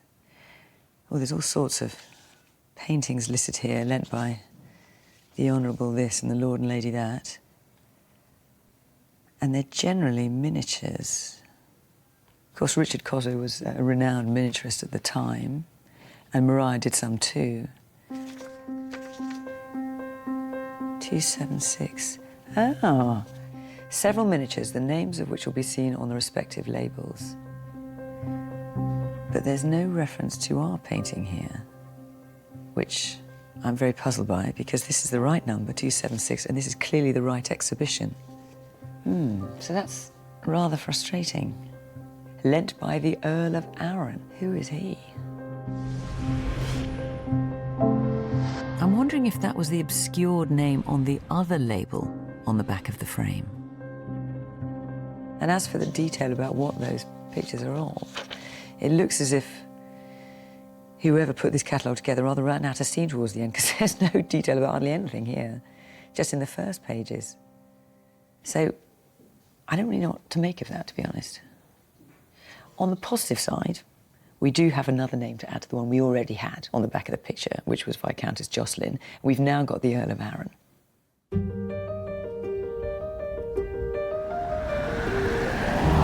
I'm heading out of London to Cambridgeshire in pursuit of some world-class technical expertise. I'm taking the portrait of Penniston to the Hamilton Carr Institute. It's Cambridge University's Centre for Painting Conservation. The staff and students are involved in scientific, technical and art historical research. Rupert Featherstone is the director, and he's worked on both Thomas Lawrence and Mariah Cosway portraits. So, Rupert, I feel it deep in my waters that this is Lawrence, but I need your help. I mean, can you tell me anything about it from just looking at it? Well, it's beautifully executed, isn't it? There's some lovely brushwork there. And it's a lovely state of preservation from what I can see. It looks like barely a crack in that. I mean, the condition does feel so much better than your average portrait of this period. Yeah, and that was often a failure of the artist's technique as much as anything else. That certain people, Reynolds notoriously, but others, experimented too much, and they were trying to get certain effects, and the materials didn't behave themselves, and over time the craquelure patterns developed, and you get alligator skin effects. So could the condition of the portrait give away the hand that might have painted it? Would you describe Lawrence as the sort of technician who produced pictures that are in a better state than average today? He certainly took a lot of trouble over his paint, and a lot of trouble over how he applied the paint. So, as a general rule, unless they've been terribly mistreated, the paintings by Lawrence that I've seen have been in an excellent condition. So if one was to compare a work by Lawrence to someone like Mariah Cosway, I mean, do you know the Mariah Cosway at Chatsworth? Yes. We worked on it some years ago, and that had suffered very badly from failures of technique, basically. The craquelure patterns were, well, it was like alligator skin, the poor woman. There's no sign of that sort of paint defect. So its superb condition is itself an indicator of Lawrence rather than Cosway. A good sign, but far from conclusive. Well, I'm longing to know what you can find out by looking deeper, looking through it and into it. X-ray and infrared, that's the first step. So hopefully one of those will show us something that will give us more of a diagnosis, if that's the right word, or an attribution. As I leave Penniston with Rupert and his team, I'm all too aware that the destiny of Penniston's attribution relies heavily upon their findings. While Philip is making the case for Lawrence, I'm back on the road tracking down the provenance of the picture. We've got two names from the labels, Viscountess Jocelyn and the Earl of Arran. Usually we trace provenance through sales catalogues, but as far as we know, this portrait has always stayed in the family. So it's a case of following the family tree back to Penniston Lamb himself. And once again, our investigation gives us a glimpse into a bygone world of glamorous high society.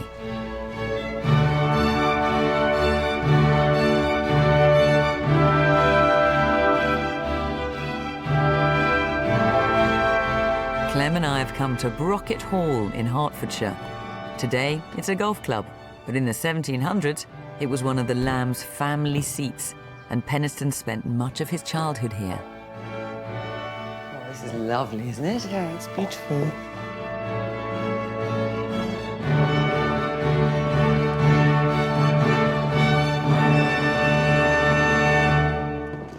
So amidst all this splendour is where the man in your painting, Penniston Lamb, grew up. Who knows, his painting could well have hung on one of the walls here. This was just one of their homes, actually, the family homes. They had several around the country, and they moved in the most rarefied of Regency circles, so they were pretty grand. I mean, now you've looked at his painting a bit more closely, what kind of impression did you get of Penniston? Well, the family's legend about him is that he was a bit of a wastrel. And looking at the painting, I still feel that about him, actually. He doesn't look that bright, so it doesn't surprise me. Maybe we're doing him a massive disservice, but certainly that was his reputation. Yeah. Now, Penniston was doted on by his father, and he was given £5,000 a year to live on, which in today's money is £500,000. In today's money? £500,000. Okay. And he spent it. Penniston was an MP, but this was an age when the job usually came with the title. He barely went to Parliament and preferred to spend his time at the races. A contemporary account describes him as handsome and indolent. It goes on to say, he lived wholly amidst the amusements and dissipation of the world. Sadly, though, his good time came to an end quite soon. I think you know that he died quite young. Yes. He died when he was 35. Of consumption, Of consumption or TB. Yeah. Which is a pretty horrible illness. And did he ever marry or have children? Didn't. No. He didn't. He was too busy having a big party, I think. So the question is, how did the painting come down through the years to you and your family? And I think I might be able to shed some light on that.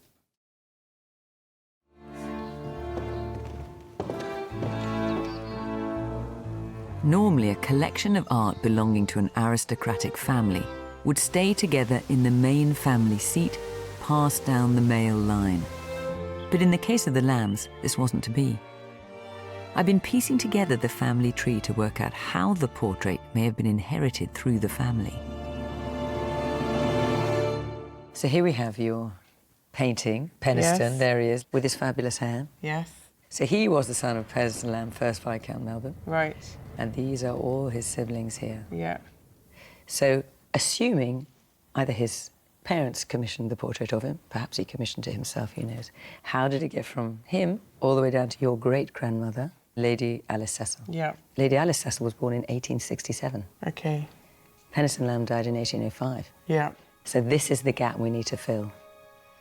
Now, as you know, great houses and their art collections and all the contents usually pass down to the eldest son. They go down the male line. Yes. Now, Penniston Lamb died without children. Yeah. But, rather sadly, so did George Lamb. William died. Frederick died. All the sons died out, and none of them had any children who survived into adulthood. Right. So there was just Emily. Okay. From Emily, we've traced a probable route. Emily married Peter Cooper. They had a daughter, Frances, who married Robert Viscount Jocelyn. She became Viscountess Jocelyn, and that's one of the names on the back of our picture. They had a daughter, Edith, who married the 5th Earl of Arran, the name from the catalogue and maybe the second label on the picture. They had another daughter, Alice Cecil, and that is where it joins up. Okay. I didn't know about the Coopers or the Gores, so this is opening up a huge amount of family history. But it's really interesting that it comes through the female line all the way through. Yeah. It does. And that might be why it's poorly documented as well. Poorly documented, and so hard to find out because the names change. Yeah. And of course the collections get dispersed. Yeah. It's a pretty august family, yours, isn't it? Yeah, it's a pretty impressive family tree. I'll say. Now we've got a list of possible names for all the previous owners. There are some good leads to follow. We can start looking through their wills, start trying to find out more about the contents of their homes, and hopefully find out who the artist was.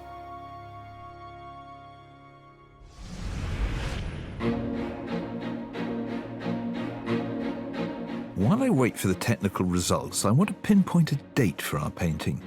To me, Penniston looks between 15 and 25. This means he could have been painted any time from 1785 to 1795. We know that both Cosway and Lawrence were working around that time. But if we can get a more accurate date, we may be able to link one of them more directly to Penistone. And I've got a hunch that the clothes might help us.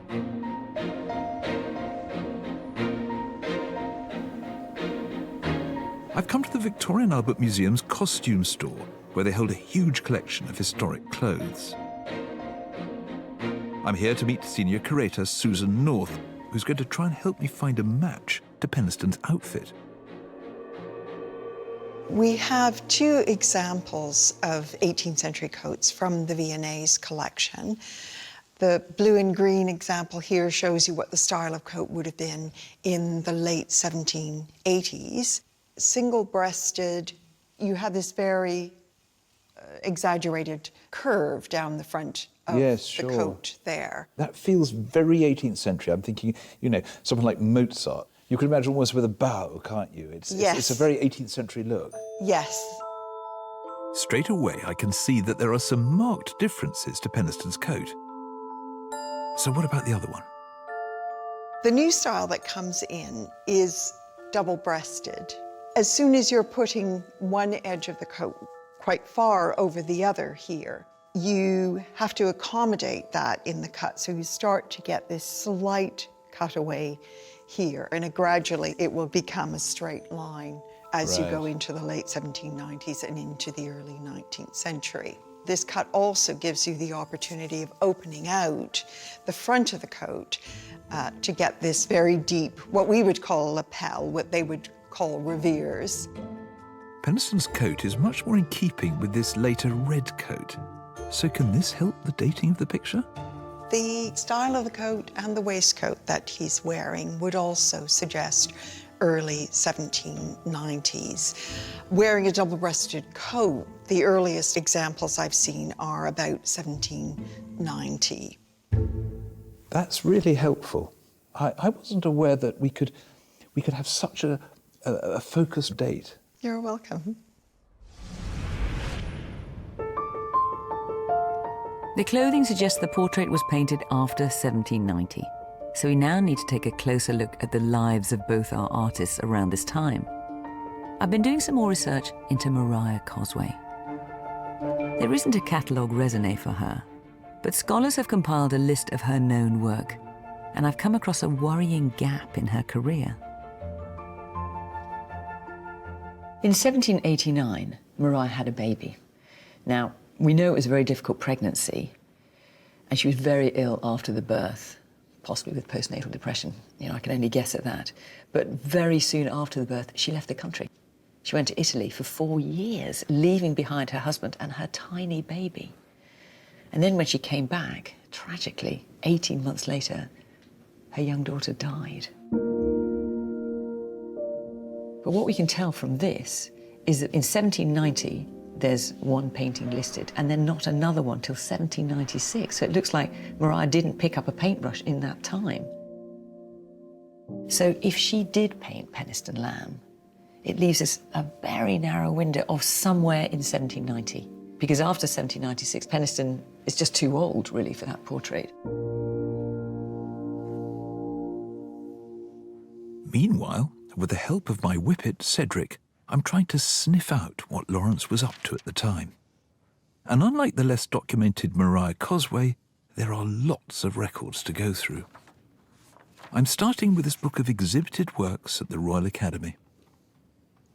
It is staggering just how many pictures Sir Thomas Lawrence, as he later became, Tom Lawrence, from the date of 1787, so that's when he's 17 years old, he was exhibiting.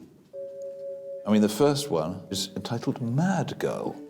But then as we go on, I can see people described like Henry Bunbury, Mr. Dancy. And then from there on, every year, more and more portraits. So I'm going through them now in search of Penistone Lamb. What's very clear is that this teenager hit high society in a big way. Lord Ducie, General Patterson. In 1790, I can see, look, Her Royal Highness, the Prince Emilio. So it wasn't just Queen Charlotte that he was painting, but other members of the royal family. Some actually with just no identifications at all. That's quite exciting. It means we can't rule it out that one of these is Penistone. As the dates get later and later, I'm still drawing a blank. Although a lot of the subjects now are identified by name, I cannot see a Penistone lamb.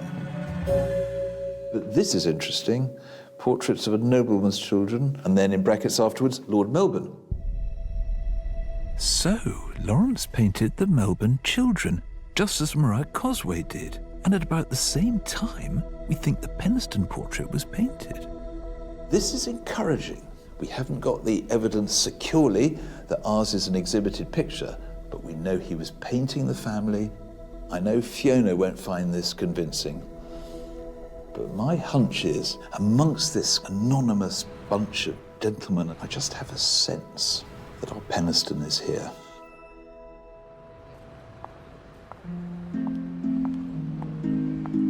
Philip and I are heading out to compare notes. Although the odds seem to be stacking up against Cosway, not least because of the gap in her career, I think I found something that puts her back in the frame. Philip has suggested tea at an elegant location, but there's a catch. Philip, if you're going to bring me to Fortnum and Mason's, surely we can at least go in the front entrance. Well, admittedly, this is the tradesman's entrance, but this was where Thomas Lawrence had his studio. And the glamorous and the great and the good, the sort of Regency equivalent to people like you, would sweep through these doors. Now, the question is, did Penistone lamb? Okay. Lawrence's studio is now home to the upmarket department store and tea shop, Fortnum and Mason. Back in Lawrence's day, it was more easels and oil paint than tea and tiffin, as his prestigious clients sat patiently for their portraits. But Penistone lamb couldn't have been amongst them if my latest finding is right. Do you think you're being a bit quick to dismiss Maria Cosway? I mean, we think the painting was passed down through the family. So we've looked through all the documents and records associated with the many grand houses that this family inhabited. Now, this was rather interesting. This is a book by Mary Boyle, written in 1885, called Portraits at Panshanger. Panshanger was one of at least 9 grand houses that the family have owned since Penistone's time. 30 miles north of London, it was home to Emily Lamb, Penistone's sister, and a large collection of art. So Mary Boyle went round Panshanger, noting what was in it. And she refers to Penistone here, and she says he expired, to the despair of his father, the grief of his whole family, and the deep regret of the county. And then, and this is the important bit, Reynolds, Romney, Mrs. Cosway, and Stubbs were all called on to perpetuate the handsome form and features of this darling of the household. So a list of artists there. Mrs. Cosway is among them. Lawrence is not. Okay, I admit that's good swatting. It's just so frustrating. Every time we get Maria Cosway out of the picture, she just sort of pops up again. But can I just say again, I don't really think it looks like Cosway. We're still lacking a knockout piece of evidence that proves conclusively that this is by Thomas Lawrence. Mirabelle and I are heading back to the Hamilton Car Institute in Cambridgeshire. Rupert and his team have now subjected Penistone to extensive tests and are ready to share the results. I'm hoping that science will back up my hunch that Lawrence, and not Cosway, is the hand behind this portrait. So, Rupert, have you found anything more that will link this to Lawrence? And I've got to warn you, Mirabelle is tough to convince. Well, let's see. Here we have your portrait and Queen Charlotte. Queen Charlotte in the National Gallery. Yes. So a painting by Lawrence done about the same date that Penistone lamb would have been done? Yes.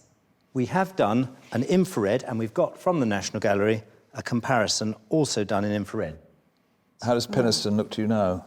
very old and very dissolute and rather unattractive, I must admit. But what's really interesting is you see just about there's a sort of halo round the head. Now, if you look very carefully, there's a similar feature around the head in Queen Charlotte. So there's a comparison with working methods there. Maybe he laid in the background, did the head, and then he went on and carried on to do the background to the edges of the canvas. So you would say that could be a quirk? A quirk by Thomas Lawrence? Could be.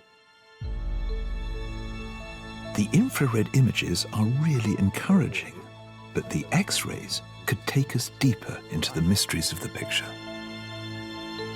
Here are X-rays of the head. That's a cracking comparison. It's wonderful. Yes. And what immediately struck me is this sort of the liveliness. There's so many brush strokes underneath that you register now very faintly when you look at the hair. You see hints of this underlying. But it's wild, isn't it? It's very wild.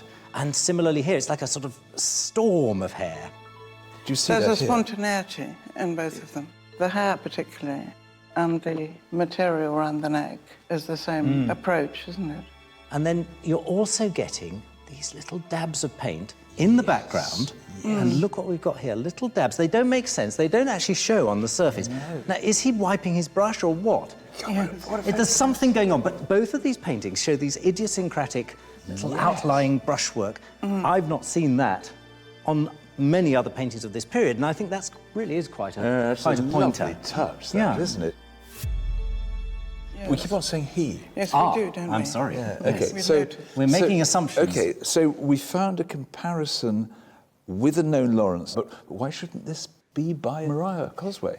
Good question, and unfortunately we don't have comparative X-rays of a Maria Cosway of the same date that we could say categorically this is so different, but from what I know, looking at the Chatsworth Devonshire painting, she's much more careful. Everything's in the right place, there was no sense of a sort of virtuoso freedom, it was much more controlled. Well, don't you feel now that your lovely Penistone lamb must be by the great man? No, they're both wonderful portraits. I mean, they're just stunning. They're both very sophisticated, and yet they're both spontaneous. Great, so you agree they're both sophisticated, they're both spontaneous. Why not say they're both by Lawrence? Yeah, why not? But why do you think that the family has always attributed it to Maria Cosway? Wasn't she a friend of the family? Well, I mean, there's a lot of circumstantial evidence, and there's quite a lot of history, it seems. But sometimes these things get confused. And our job is to find out whether, through the physical evidence, we can say one way or the other. Yeah. And I have to say that's taking us in a bit more of a Lawrenthian, as they say, in the art world direction. Yes, it is. I agree with you. I've got one last lead to follow from my provenance research. Can we finally pin down this picture? We're back in the grounds of yet another English country house, but this one is particularly special in our story. Clem and I have come to Melbourne Hall in Derbyshire. Nestled in the village of Melbourne, it's where the family's title came from. In 1853, Penistone's sister, Emily Lamb, inherited it. It's a lovely spot, isn't it? It is. It's beautiful. You can imagine them riding around here. Yeah, or the carriages. Yeah. The hall is no longer owned by the family, but archives relating to the Melbournes are held at the estate office. Hello, hi there. Pleased to meet you. Hi, nice to see you. Go on in. Thank you. Philip Heath is the archivist here. Philip, I can't wait to see what you've got for us. The main clue is this rather tatty-looking book. I don't know if you can read what it says on the flyleaf. Book written by someone, Lamb. Mrs. Lamb. Mrs. Lamb. About pictures and books. Yeah. At Melbourne. When she and George lived there. Resided there. So this is Emily, Penistone's baby sister. She's 80 by this time. Her writing's a little bit wobbly, as you can see. Yeah. Mrs. Lamb is her sister-in-law, Caroline, married to Emily's brother, George. And George and Caroline lived at Melbourne from 1824 to 34. And while living here, Mrs. Lamb kept this book about the pictures. Okay. So if we turn to the relevant page, she goes round the house room by room. Can you read that? I can't read that. This is really hard to make out. Oh. it goes through a lot of paintings that aren't relevant to us. Penistone Lamb. So here's Penistone Lamb. She's put a cross by it. And here, over the door to the hall, William Lamb, Lord Melbourne, and she's put a cross by that as well. So what do the crosses mean? They relate to this on the other side, okay. which you might like to read. Oh, go on, Clem, give it a go. OK. These two pictures were done when Penistone and William Lamb were leaving Eton for their tutor, Dr. Longford. At his death, he left them to George Lamb, or his son gave them to him, I forget which. Oh, so that's who commissioned the painting? The tutor commissioned the painting of Penistone? Or the family could have commissioned them and then given them to the tutor? Yes, and then when he died, he bequeathed them back to the family? Yes. So if this is our painting, the first owner was Penistone's tutor, rather than the family as we thought. But that doesn't help us with the all-important attribution. Mrs. Lamb's notebook on the pictures doesn't name the painter, but we do have this other loose leaf that belongs in that volume. In 1858, Emily, Penistone's sister, wants some portraits at Melbourne sent down to Brocket Hall, and I think this list is to see which pictures she wants, and this does name the artist. OK, so this says over bookcase to the left on Penistone Lamb by Thomas Lawrence. Oh my God, so this is a fantastic breakthrough because for the first time we have the name Thomas Lawrence attributed to a portrait of Penistone Lamb. And this was for his sister. So that's about as close as we can get. That's quite touching, isn't it? It that is, she wanted a picture of her brother even though it was much later. So when is this dated? This will be after 1853. I suspect it's from 1858. Could this be our picture? It certainly fits. Penistone looks around school-leaving age. And if it is, it takes us further back in time, right to Penistone's sister, Emily. It's just a brilliant step forward, don't you think? Yeah, I do. I think it's...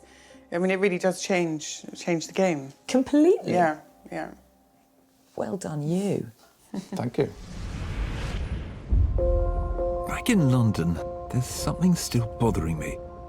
If the Cosway attribution is wrong, where did it come from in the first place? I've got a theory I want to test on Fiona. Hello. Hi there. The furthest we've taken back the Cosway attribution is 1885, and a book by Mary Boyle referencing Penistone Lamb being painted by Mrs. Cosway. I've been looking at those paintings, all according to her by different artists, and showing Penistone at different ages. She lists 4 pictures. The first is Penistone and his siblings by Reynolds. Then there's Penistone with his horse, who she says is by Stubbs, but has since been reattributed to Marshall. Then the one by Cosway, which we think is ours. And finally, this one. So like our painting. It's just like it. Well, you're right, but Mary Boyle described this as by George Rumney, a painting of Penistone wearing a tawny coat, but it's not. This is a picture that recently emerged in the art world, and it's now been described quite correctly, in my view, as a work by none other, Thomas Lawrence. The two portraits are startlingly similar, not only in composition, but in style and technique. So maybe Mary Boyle got a third attribution wrong. Well, I see where you're going with this. Out of 4 portraits of Penistone Lamb, Mary Boyle has got the attributions of 2 of them wrong. So could she have got our one wrong as well? Well, I think we need to think not just about the pictures, but about Mary Boyle as well. Here's a lovely image of her. Oh, wouldn't mess with her. No. And she was typical of a certain type of amateur Victorian art historian, very well connected, stomping through the corridors of Britain, but I think got things wrong. We also know, by legend, that she was a bit short-sighted. Now, add all of that together, and you can see why the attribution gets handed down and myth turns into fact. Maybe. I mean, it's a bit handy, isn't it, as a theory? Well, it's a handy theory, but I think that might possibly explain that. But hey, there's so many other things going in our favour. I mean, we have now got a reference to Thomas Lawrence. Add the circumstantial evidence we put together, I think our case is pretty strong.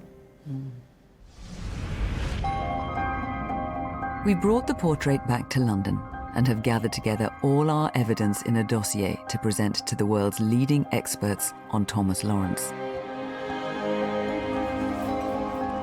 Art historian Brian Allen and former curator at the National Portrait Gallery, Peter Funnell, have come to review the picture.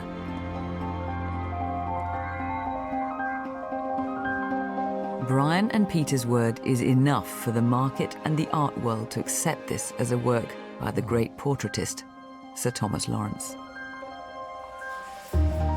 It's been so elusive, this painting, because it's come down through the female family line. Every time you think you're following a document trail, it slips through your fingers. And then, of course, there's this Maria Cosway attribution that has come down through the generations as family folklore. I hope now we've done enough to call that into question. It seems to me that all the evidence is stacked up. The stylistic nuances, where we compare the strokes on that face with those of other works by Lawrence. And those technical insights, the infrared, the X-ray, how compelling were they? I'm more convinced than ever before that this has to be by Thomas Lawrence.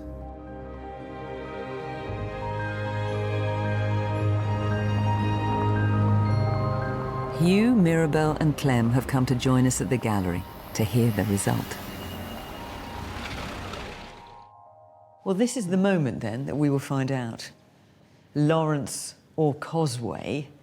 What do you think, Hugh? Do you think you'll feel differently about it, one way or the other? Yes, I think so. I felt slightly irritated by him. He's not really a very beautiful person. Oh, I think he is. Do you think he could be more beautiful if you attached the name Lawrence to him? Yes, I think so. What about you, Clem? Well, I think I do see the portrait a bit differently now. I am beginning to see him as kind of a bit more glamorous, actually. Because he wasn't your type of man to begin with, was he? No. I don't know if he is still, but... You've not warmed to the hair? Not really, no. Rather like carpet fluff, I think. Carpet fluff. Well, I think wayward and beautiful. Oh. Okay. And remind us what's at stake here, Philip, value-wise. I mean, Cosway versus Lawrence. There's a very big difference in value. If this is by Maria Cosway, it's still worth a few £1,000s, perhaps £8,000. But in the last few months, auction records have been made. A painting by Thomas Lawrence of Selina Mead, a canvas of exactly this size, made just under £2.3 million. Heavens. Now, I don't think he's quite in that category, but I could easily see £500,000 if it's by Lawrence. I'm gobsmacked. Peter and Brian have considered all the evidence. It's the moment of truth. Hello. Peter, Brian, hello. Good afternoon. So here's the painting. We're all waiting, aren't we? Yeah. Peter, have you reached your verdict? I thought carefully and looked very hard at the painting. I'm absolutely persuaded that it is by Lawrence and a very fine example of Lawrence's early work. Wow. Wonderful. I agree entirely with Peter. Not only is it by Lawrence, but it's an exceptionally good one from that period in his career at the beginning, around 1790, when he really hits the heights. The great portrait of Queen Charlotte in the National Gallery, I think, is about the same date as this, and it's of comparable quality. So it's a really dazzling work, I think. What do you think? Oh, amazing. Yeah, it's incredible. I feel we've been doing this painting a great disservice over all these years, not knowing that there was this absolute pearl in our midst. And not just a Lawrence, but a dazzling Lawrence. What do you think? I know, I'm thrilled, I really am. Bad luck, Maria Cosway. It really is staggering. So will you love it now as well? Yes, we will, we promise. Yeah, I mean, I think we'll see it in a totally different light. I mean, and not just because it's more valuable, but because of the whole process of finding out about the man in the picture. It's so fascinating. It's taken us up and down the country and into all these different corners of the family history. And how do you feel about also having a dazzling piece of art history now in the form of such a rare and important picture? Well, we'll hang him in a better position, that's for sure. Not in the corner of the room. And you'll keep it in the family? I hope so. I would have thought more keep it in the family now. It's so special. Of all the paintings we've looked at on Fake a Fortune, I think this is one of my absolute favourites. I've really fallen in love with it. And poor old Penniston has languished for so long under the wrong attribution. And it was your spot, your hunch that got us here. Well, that's very kind of you to say. I mean, I can get it wrong as much as I can get it right. But I've always felt with this portrait, on almost every level, that it's delivered. But whatever one thinks of oneself, to hear it, as we just have, from voices that one respects, well, it's like being present at a baptism. And the name is Lawrence. In this episode, can we prove this unusual still life is by one of the masters of 20th century art, Giorgio de Chirico? This painting really intrigues me. This is what one could imagine possibly of a de Chirico. It was found in a junk shop, but its owner hopes he's unearthed a treasure. I'm amazed you managed to find amongst all this stuff. We undertake a forensic investigation. I found what I suppose you could describe as drops of blood at the crime scene. We head to Rome to uncover the artist's unusual paint recipes. Vinegar, rubber gum, and miele, which is honey. And in a Fake or Fortune first, we travel to a nuclear lab to test the picture like never before. But this is an artist the fakers love. A word of warning, there are a huge number of forgeries out there.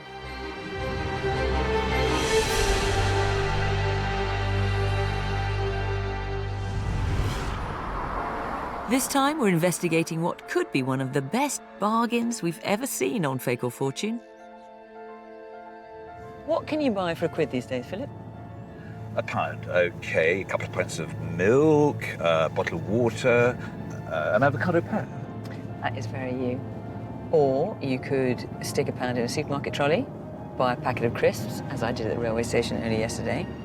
Or you could buy a painting by one of the 20th century's great artists. So we're not dealing with some family heirloom on a castle wall? No, we are looking at something bought for £1 that could have been bought by anyone in the country.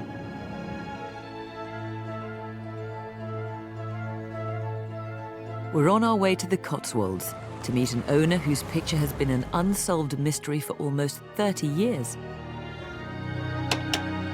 We've come to meet Bob Kay and his wife, Vanessa. Hello, Fiona, I'm Bob. Hi. Hello, Philip. Nice to meet you. Come in. Bob bought his unsigned picture as a young man on a hunch for next to nothing. Right. So this is it then, Bob, the painting you bought for £1. This is the painting. And it's a strange one, a small, still life of fresh fruit sat in a wind-blown landscape. Where did you get it from? I bought it in 1993, just after I'd left university, at a bric-a-brac or house clearance shop in Lymington, in Hampshire. So what about this picture drew your attention? Well, so many pictures that are on the wall in bric-a-brac shops are brown 19th century landscape oils and wishy-washy watercolours. And this was so distinct and vibrant and competent, and I thought, it's worth £1. £1 of anyone's money. That's right. I have to say, if I'd seen that for £1, I'd have bought it. And Yes. do you remember this, Vanessa? Were you together back then? Yeah, we weren't married. We both just left university, but I used to come and visit, and Bob would often tell me about things he'd found. He was always looking for interesting pieces of art. And what did you then find out about it? Well, I didn't know who the painting was by. And a friend, an art dealer, he saw the painting and he mentioned the name Giorgio de Chirico. Giorgio de Chirico was amongst the most influential figures of 20th century art. Born in 1888 in Greece, most of his career was in Italy. His style combined the classical past with a dreamlike landscape that paved the way for surrealist artists like Salvador Dali and filmmakers like Alfred Hitchcock. And his works can be extremely valuable. Lot 115, the De Chirico, 1917, at 200,000 then. Sold. So could Bob's friend have helped him uncover a possible fortune? If it is by Giorgio de Chirico, What would it be worth? More than £1, obviously. Well, if it is by de Chirico, I think it's an interesting, quirky painting, and it's just the sort of thing that a collector of this area who wanted a painting with a slight difference would go for. I could see it, I don't know, up to £50,000. Right. Wow. A good return, if it is right. Bad, Bob. Well, I've got £1 riding on it. Since he was a young man, Bob has had a passion for art. His career took him to the city, but in recent years he's turned his hobby into a profession and now deals in British painting. Since dealing, I deal in 20th century British art, and even then, just 50 years of 20th century British, from 1920 to about 1970. So this is not your thing at all? Well, it's taken me 20 years to get a firm grasp on 50 years of British art. For a Greek-born Italian artist, no, not familiar with. You see, I get that entirely. It's been in a cupboard, as I was unsure where to go or what to do with it. So this is a painting from your dim, distant past, and it's just hung around as an unsolved mystery. Yes, no one has seen it since now 1997. Wow. I want to dig a bit deeper into this picture's junk shop past. I bought the picture from a bric-a-brac house clearance shop called Aladdin's Cave. Very appropriate. Very appropriate. Did it have any paperwork with it at all? Absolutely none at all. And any idea where they might have got it from? No, there were rumours of a retired military gentleman who lived nearby who had died but had collected throughout his lifetime 20th century European works. I did not know his name, I did not know where he lived, just a very vague rumour. Back upstairs, I've taken out my torch for a closer look. This painting really intrigues me. I mean, to all intents and purposes, it's a normal still life, the type of paintings that have been done since Renaissance times. But it's different somehow. I mean, the first is the way that the whole composition is made more intense by the fact that the two sides have been cropped. It brings it somehow closer to you. And then there's the viewpoint. I feel like an ant or a wasp looking up at these huge forms. And the colours aren't actually that naturalistic. They aren't the sort of colours you would normally expect of a pear. It's almost acid green. The red of the apples are rather sort of wine-coloured. But it doesn't worry me. They're rather balanced. The two greens, the two reds. It's a little symphony of fruit. I took it to Christie's in 1995. Their response was very positive. They said for it to be authenticated, it needs to be sent to the Giorgio de Chirico Foundation in Rome. And then they sent me this document for transporting the picture, and as you can see, they insured it for £30,000. Whoa. Yes. So Christie's thought it was sufficiently interesting that they were going to send it to Rome on your behalf. That's right. And insure it for £30,000. Oh, my God. That must have been a great moment when you saw that. It was very exciting. It was very exciting. But the thing that strikes me about this picture more than almost anything else is the setting. You know, normally with a still life, you would expect the objects to be in a basket or a bowl, but not here. They're in a large unfurling landscape with trees in the background and clouds scudding through the sky. And that's what one could imagine possibly at a Chirico. Putting things in unusual places, startling you with the non-obvious. I don't know quite what it is at this point, but I can't help believing that it's something. The picture came back to Christie's in 1997, and they said, I'm afraid it is disappointing, in that those that sat on the committee, the majority thought it was correct, but one said that he thought it wasn't. And for authentication, the opinion has to be unanimous. Oh, so close. It was very, very close. Did they give you any indication as to why this one dissenting voice thought it wasn't a genuine de Chirico? There is a walnut in the picture. And Christie said there was no comparison for a walnut in any of de Chirico's compositions. The hugely positive thing is that only one person thought it wasn't genuine. I mean, that's terrific. The downside, as I know from doing many of these programmes now, is that when you ask a foundation to change its mind, that's a big ask. Yes. They don't like to admit that they were wrong in the past. And sometimes they won't even look at a painting again. Mm-hmm. Mm-hmm. So, well, this walnut may prove a tough nut to crack. I'm sorry, I couldn't help it.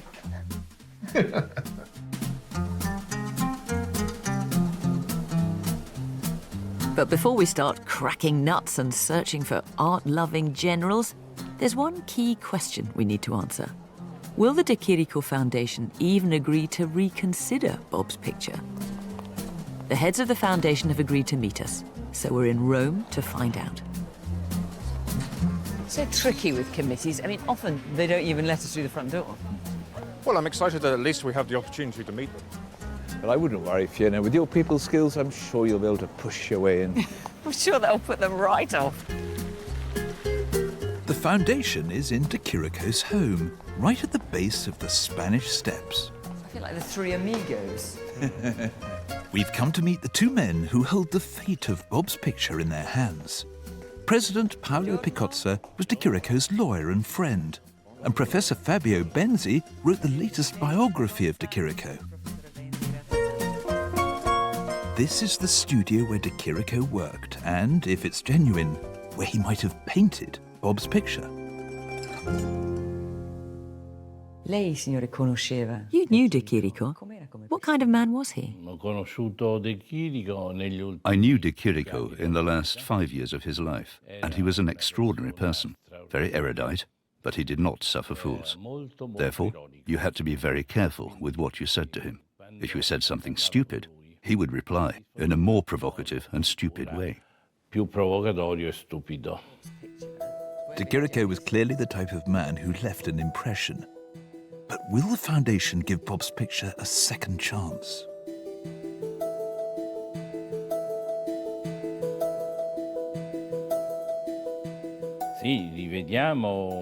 Yes, we will look at the painting again.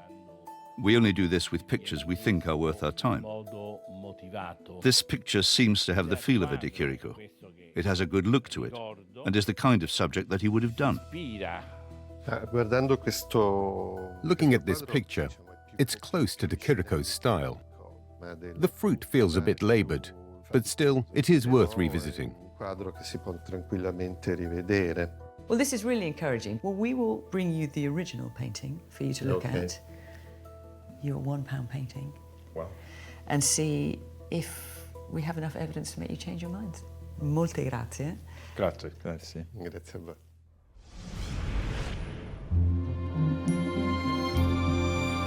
Now we know the foundation will look at Bob's picture again.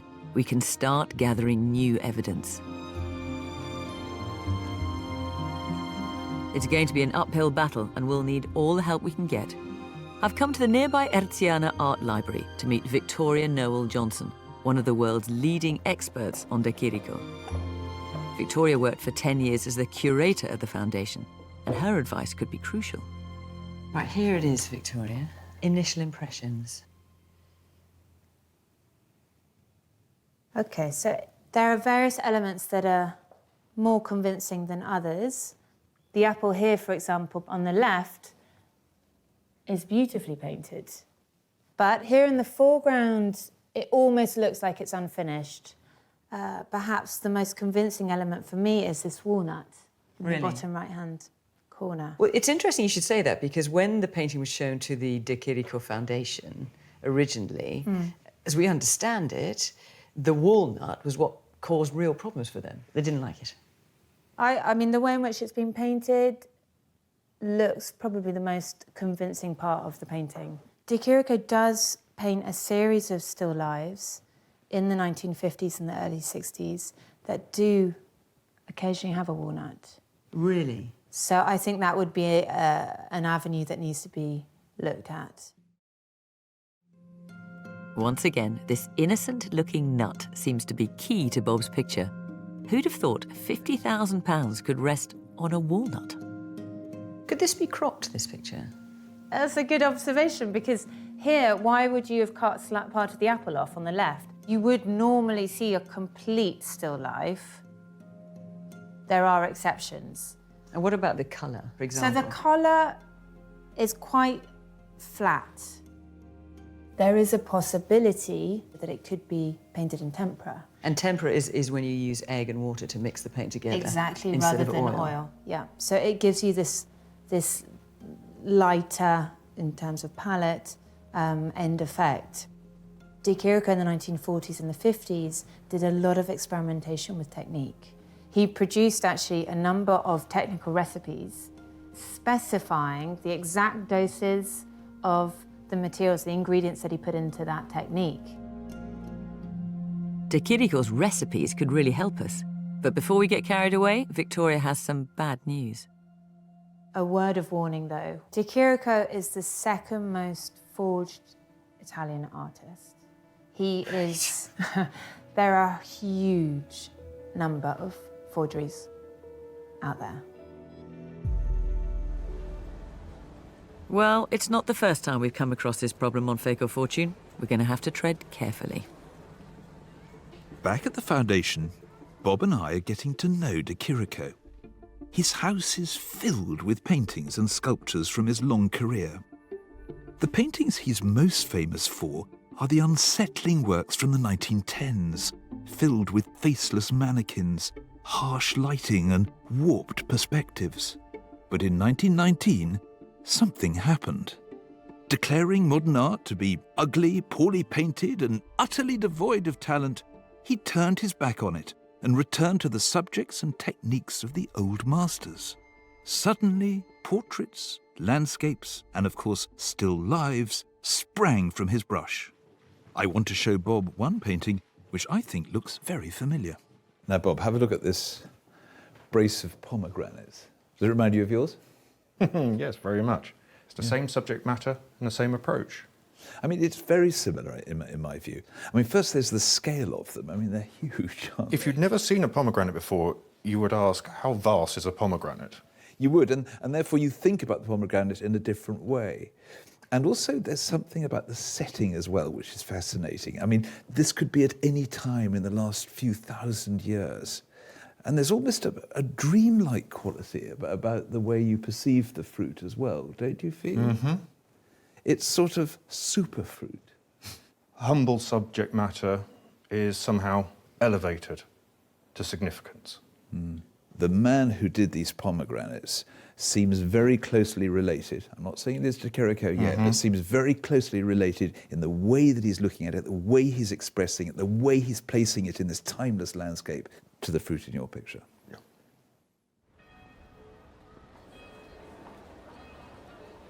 That was wonderful. It put my picture into the context of the artist's life's work, and it's very encouraging. It encourages me to think that there is a chance.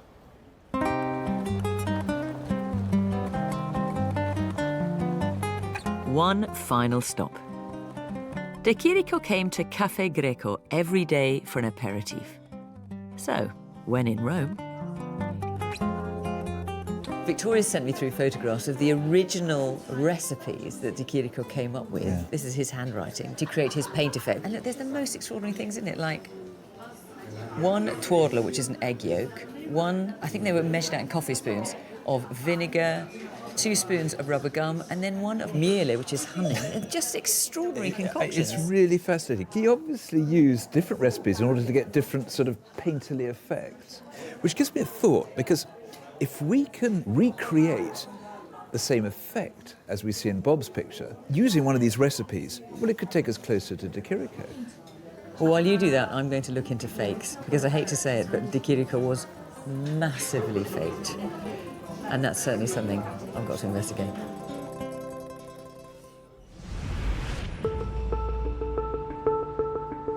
Back in London, I've got an appointment with someone who's seen her fair share of fake De Chiricos. I brought Bob to Bonham's auction house, who have teams dedicated to weeding out forgeries. India Phillips is the head of Impressionist and Modern Art. India, who is faking De Chirico? Well, he's very interesting because the issue, in a way, starts with De Chirico himself. He himself was falsifying his own works during his lifetime, backdating them, if you will. So during the 50s, 60s and 70s, he was painting his own pieces from, say, the 20s or 30s, which were much higher in value even at the time, and presenting them as works from that earlier period. So he's faking himself? He's faking himself, yeah. This is a new one on me. An artist faking his own work. This painting is dated 1924, but it was actually painted in the 1970s. And De Chirico did this a lot, sometimes for friends, sometimes to sell, and sometimes, it seems, just for mischief. Arguably, any painting he made can't be a true fake, but they are out there. Surrealist Max Ernst, who'd been inspired by De Chirico, produced forgeries as well. Max Ernst made a number of works that appear very much to be De Chirico's works, but are sometimes signed Max Ernst and sometimes signed De Chirico. But I think that was very much in keeping with the surrealist mind to play these kind of tricks on attribution and authenticity. Unhelpful, though, in the circumstances. Very. So how would you feel if your painting actually turned out to be a Max Ernst? I'd be delighted. And were they just plain, bog-standard fakers, if you like? Definitely. For example, this article details probably the most notorious faker of De Chirico's work, a man called Peretti. Working throughout the 1970s, Renato Peretti claimed the De Chirico catalogue was full of his forgeries. Over here we can see a number of the 60 works that he declared that he had definitely painted. Oh, there's quite a few still lifes here. There are. There's a still life there, and there's a still life there. And actually lots of them. Hang on, Bob. I'm trying to find mine. Is Bob's picture amongst this rogues gallery of Peretti fakes? Look at this landscape and these trees. This is very similar to yours, isn't it? It is. And this has got a walnut here. It has. Well, it's not here. So Bob's painting isn't here, but that doesn't mean it's not a fake. So we've got De Chirico kind of faking himself. Then you've got artists like Max Ernst creating fake De Chiricos and signing them De Chirico. We've got this Peretti guy. Any more out there? Well, there's certainly other hands besides Peretti that we've seen faking works by De Chirico. Minefield. To say the least. We need a date for our picture, so I'm off to one of London's leading art libraries to do some research. The Whit Library has copies of paintings by thousands of artists, including De Chirico. He changed style throughout his career, returning to still lives again and again to perfect his technique. This box has over 60 years' worth of examples. They list when the pictures were painted and what they were painted in. For a likely date, I need to find examples which match Bob's picture. If you look at the really early ones from the 20s, they're very different to Bob. They're rather two-dimensional, the colours are not particularly daring. If you look at the work of the 60s, well, it's very different. It's staged, rather contrived. But then look at this picture from the middle of his career, about 1950. I think here we're getting far closer to Bob's painting. Both pictures feature piled fruit in a rolling landscape with scudding clouds and simple trees. Our viewpoint makes the fruit appear monumental, looming before us. In the middle part of his development, I think we're seeing things which are quite close to that £1 picture of Bob's. But just as we're making progress, it now seems that we've hit a problem. This painting is described as being in oil. Now, if you look at other works by De Chirico from the 40s and 50s, they all seem to be in oil paint. There are dozens of works from this period, all so similar to Bob's picture, but there's one crucial difference. Bob's picture doesn't appear to be in oil. It's almost certainly egg tempera. The surface is flat and matte, just looks different. Now, although his early works, like this one here, were in tempera, if we're going to fit Bob's picture stylistically into the 40s and early 50s, and frankly, that's really the only period it can be, we need to explain why the materials are not right for the period. So, no paperwork, an unexplained painting technique, and thousands of known fakes. In short, we have a problem. We're joining forces at the gallery to see if we can put any of these issues to bed. Hello. Hi there. So, plenty of forgers and fakers in the murky world of De Chirico, I'm afraid. Well, he's an artist worth faking, let's face it. But one thing that looked like a distinct disadvantage to begin with is now turning out to be something rather more positive, which is the lack of signature on Bob's picture. Because if you look at fakers of De Chirico, Renato Peretti, for example, all these paintings by him look worryingly like Bob's picture, except for one thing. Oh, they're all signed. And we haven't found a single forgery of a De Chirico without a signature. And when you look at De Chirico's paintings, the genuine article, look at these two. Neither of them have a signature, even from this one of his most successful earlier periods and this later period. So it's possible, if he did paint Bob's picture, that he just didn't sign it. Yes. And I can add something to that. I've been cogitating the format of the picture. And, you know, when we first saw it, I remember thinking that it looked a little bit cropped. And therefore, the rather sort of worrying possibility presented itself that perhaps it was once signed, visible at the edge, but that it had been cut down. I mean, I thought it looked cropped as well, but is it likely that if you're going to crop a picture, you'd crop the signature out? Oh, you'd be amazed what can happen to paintings. They often get cropped to adapt them to a new size for a frame or a shape or a space. But having now looked at it much more carefully, I found what I suppose you could describe as drops of blood at the crime scene. But in this case, it's paint from the surface. Because if you look at the edge, you can see, particularly when I do mark it with my pen here, these little flecks. Now that is the same paint that you see on top. The pre-existing damage to the frame has exposed an important clue. If the picture had once been bigger, but had been cropped and the signature cut off, any paint flecks on the side would have been cut off as well. So we are left, therefore, with the inescapable conclusion it was never signed. So it's unlikely then that Bob's picture is an out-and-out fake. But we still can't say what it is.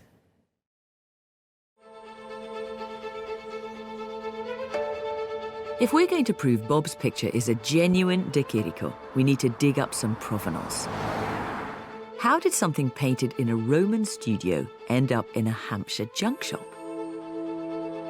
I'm meeting Bob in Lymington, where he bought the painting in 1993, to find some answers.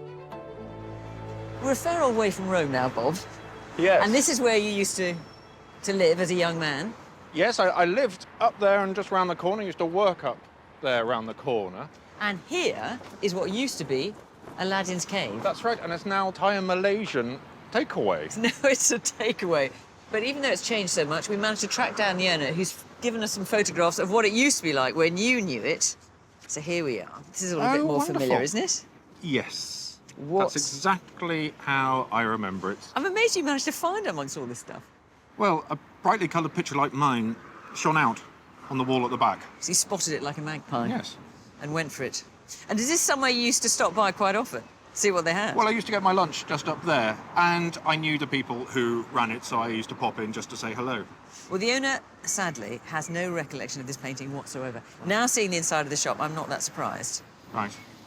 But our search doesn't end there. Come with me.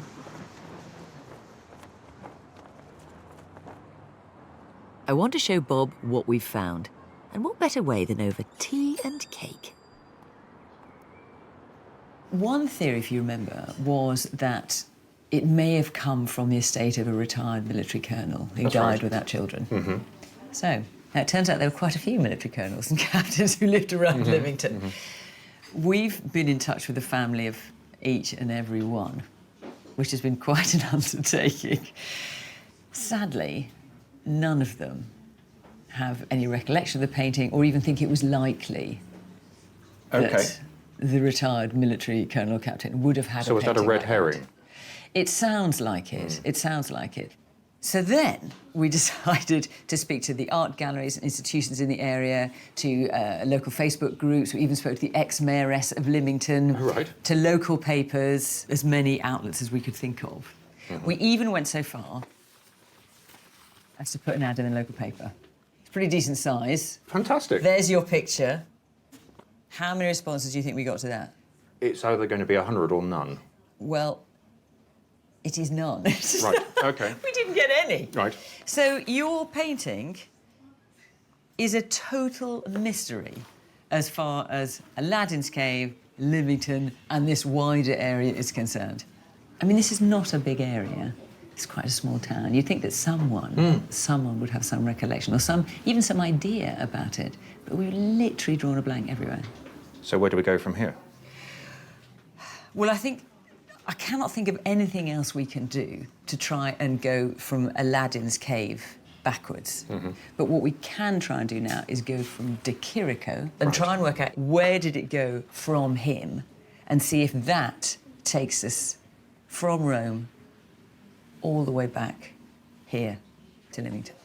Right. A challenge. It certainly is. Meanwhile, I want to know if the paint used in Bob's picture matches any of De Chirico's recipes. He published some during his lifetime, so I've sent them to another artist to take a look.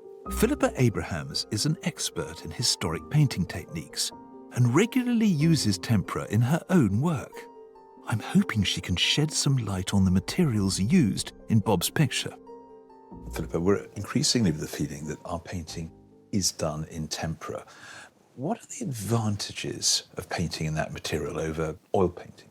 It dries quickly, and you can put one layer over another on the same day without disturbing the coat underneath. Whereas with oil paint, you can blend it, but you've got to wait weeks, months to put another layer on.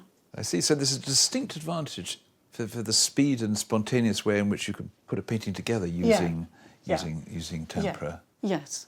Now, you've had a look at some of De Chirico's weird and wonderful recipes. Yeah. Can you demonstrate how you'd have made one of these mixtures? I can. It's like doing a cooking demonstration. Please show me. OK.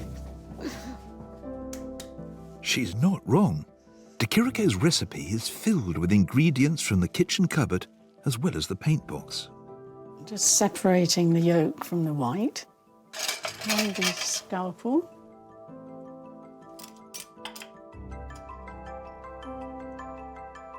After an egg yolk, Philippa adds spoonfuls from half a dozen other jars. Was this the same recipe which De Chirico followed to make Bob's picture? Finally, the concoction comes together with a texture combining glue, jam, and mayonnaise. This is the medium or the binder for the colour for the pigment.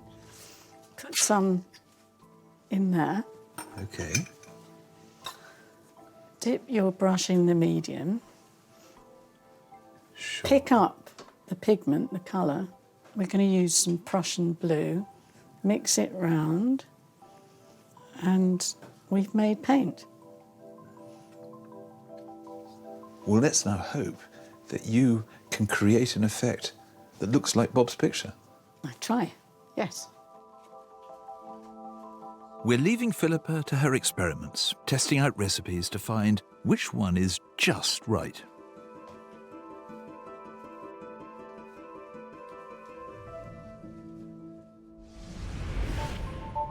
So far, it feels like Bob's picture has just appeared out of thin air.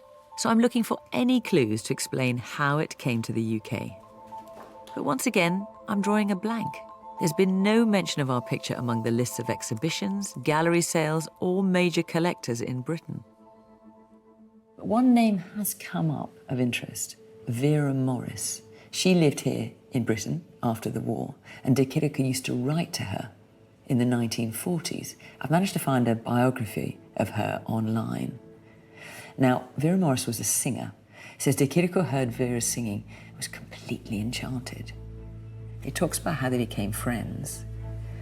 And then it says Whenever I walked into the house, this is the person writing the biography, I was impressed with the portrait that hung on the wall almost at the entrance. It was a portrait painted by Giorgio de Chirico. So Vera Morris, well, she had at least one picture by her friend, Giorgio de Chirico. Maybe she had others. Now, this biography is written by a woman called Vesna Domani Hardy. Vera Morris has died, but Vesna is still alive. And I'm going to try and track her down. Philippa has been working her way through hundreds of de Chirico recipes. If we can show Bob's painting shares any of these unusual ingredients, we'll be a step closer to proving it's genuine. So what are we looking at here? These are the failures, if you like. These are recipes that I didn't enjoy using and I don't think work. They were not nice to handle. And this one is still sticky. So if you want something that dries quickly so you can paint one layer over another, this isn't it. Yeah, I have to say I wouldn't be taken in, and the colours don't seem to blend properly. No, it was very difficult to sort of get them to do anything. So the recipe that I found most successful was this. I think that's a real achievement. In fact, that's rather remarkable. I can see on the onion those strokes that you're talking about, dry upon dry. Yeah, and they were delicious to do. I mean, it's really nice. But I think more than that, you've managed to get those sort of rather mellow, matte appearance of Bob's picture. Yeah. The comparison is striking. Philippa has found a recipe which really does replicate the distinctive textures and tones we're looking for. The question is, which one of the recipes was the winning formula? The recipe includes egg yolk, gum arabic, honey, vinegar, turpentine, and linseed oil. Linseed oil? You just mentioned linseed oil. I thought tempera didn't have oil in it. Classic egg tempera didn't have oil in it, but an oil would aid flexibility and change the flow of the paint. I mean, that's really interesting. Because if de Chirico was using oil with his tempera, all of those paintings that have been blithely described as oil paintings during the period we're looking at could, in fact, be tempera with this unusual addition of oil in it. Yes.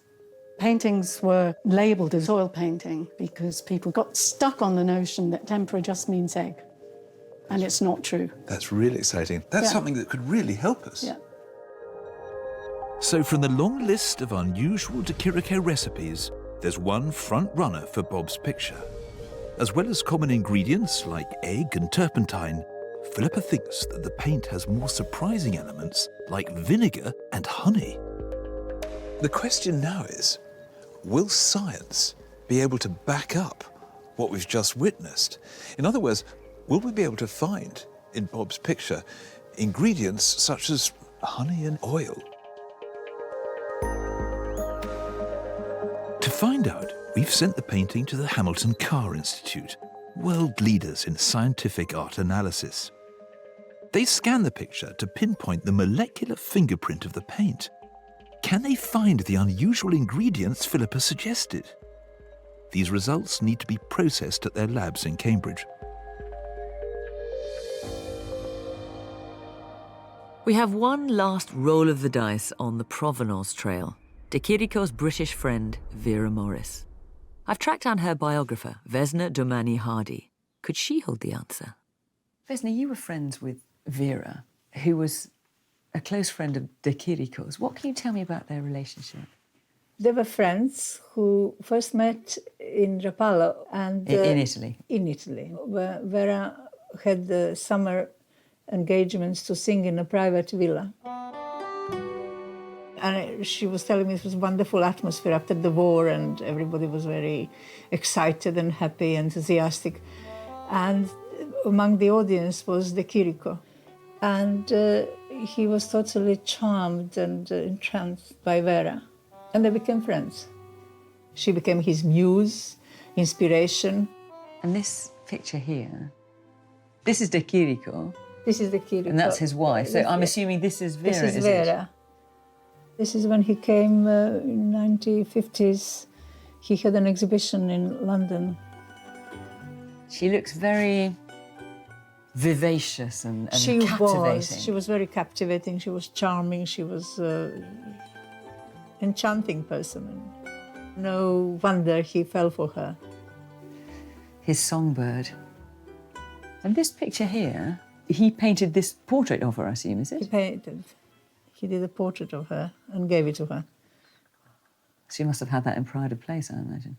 Yeah, it was always stand in her house by the entrance door. It's rather wonderful. So you knew that the Kiriko was a friend as you entered the house.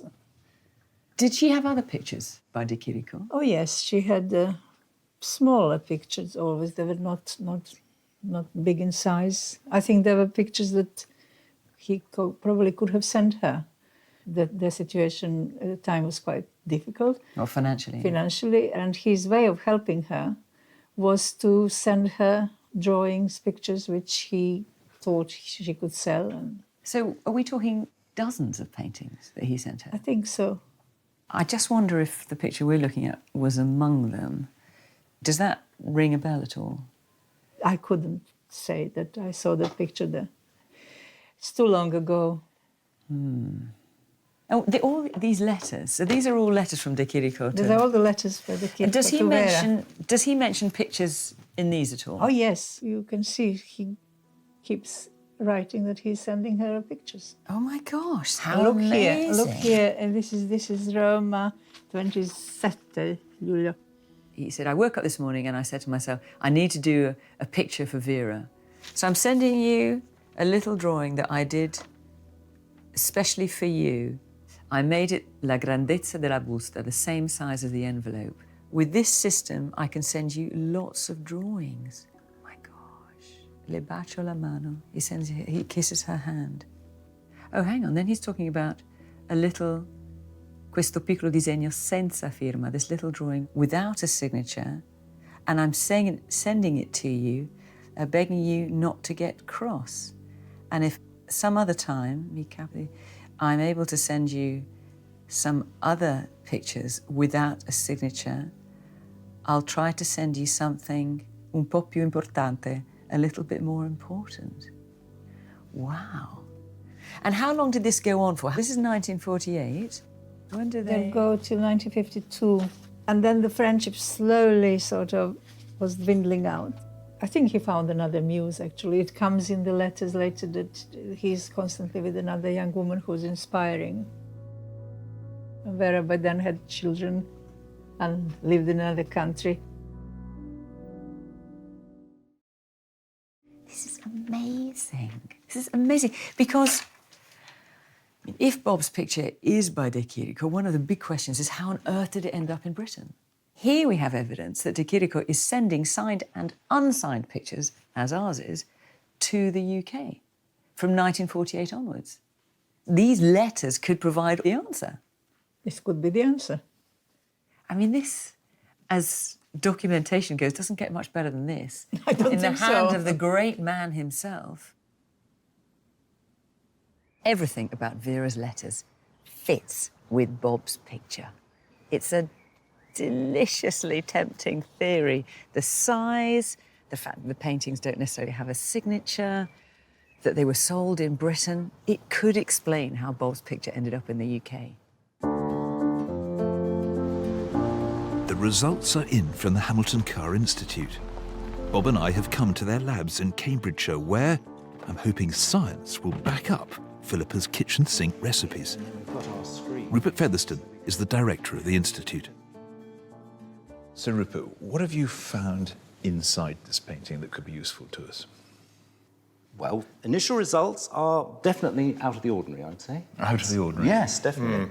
We can handle out of the ordinary, but it depends what type of out of the ordinary. Fair enough, fair Okay, enough. so what about the actual paint? Well, first things we did some imaging using X-radiography.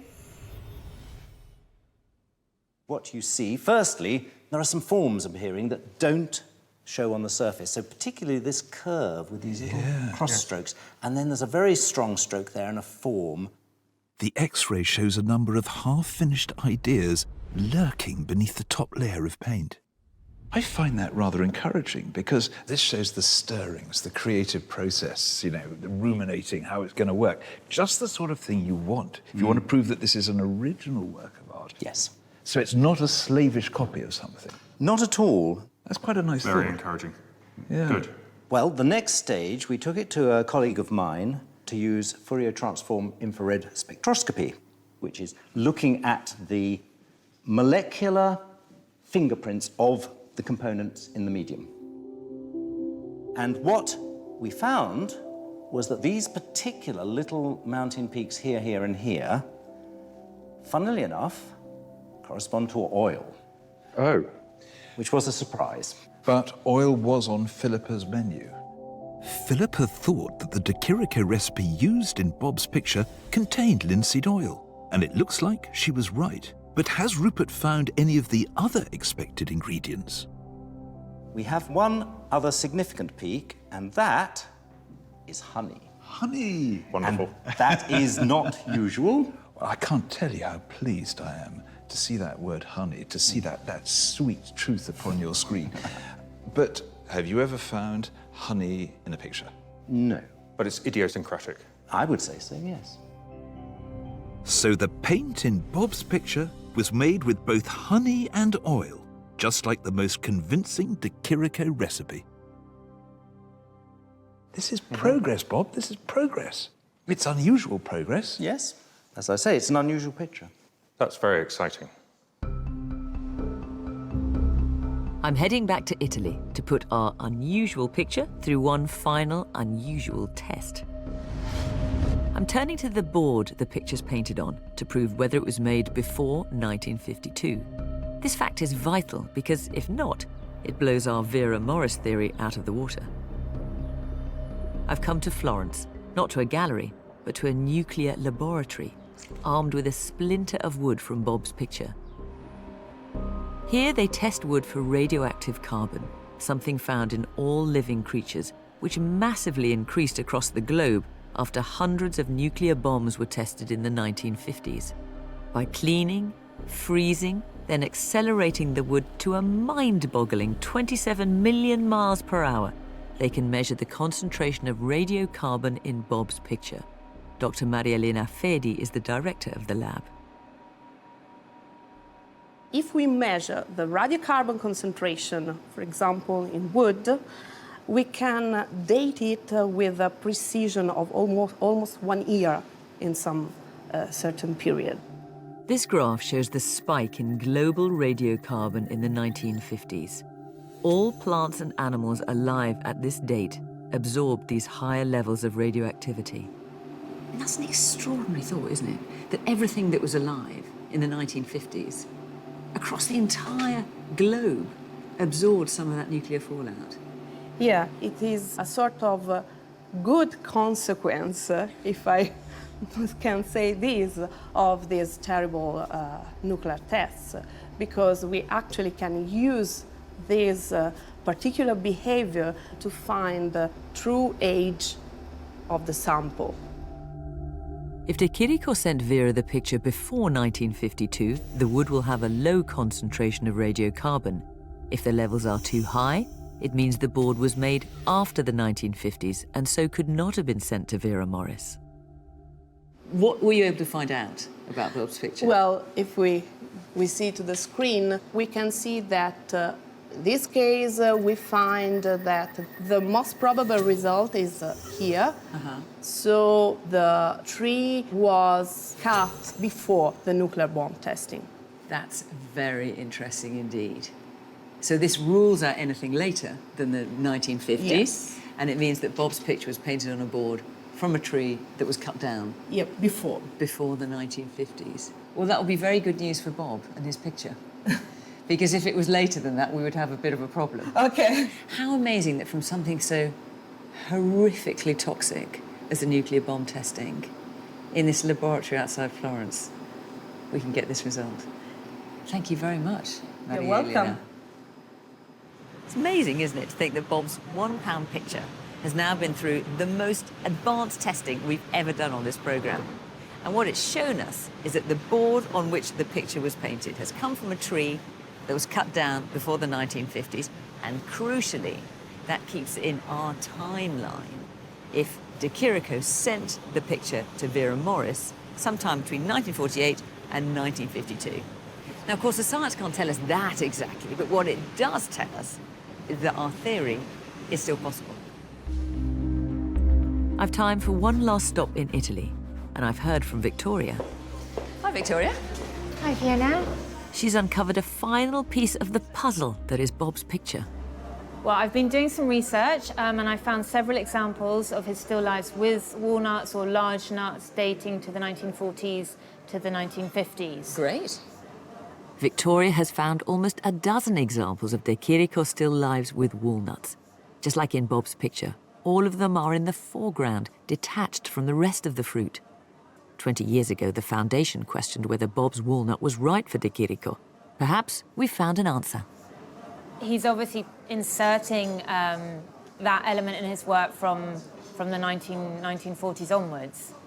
Who would ever have thought that we'd be examining the great de Chirico's work for walnut content? But so anyway, we found some, or you have, so well done.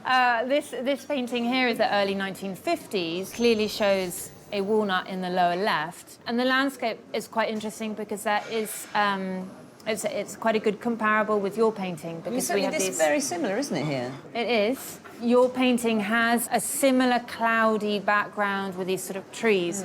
So this is really encouraging, because the walnuts were certainly a problem for the Foundation in some way. And here we have lots of paintings with walnuts, some of which, or at least one of which, looks very similar to Bob's painting. Yeah, I mean, as I mentioned, the walnut for me is the most convincing element of the painting. But at the end of the day, it goes on the composition and the style. And now it's up to the Foundation, see if they're convinced. It's down to the Foundation. We've taken our investigation as far as we can. Back in Rome, Victoria is resubmitting the painting to the Authentication Committee. And for once, our cameras have been allowed to film the process. In a back room of the building, the committee assemble. We've compiled all our evidence into a dossier to make the case for Bob's picture. 25 years after they last saw it in the flesh, will any of our new research be sufficient to change their mind and overturn their original decision?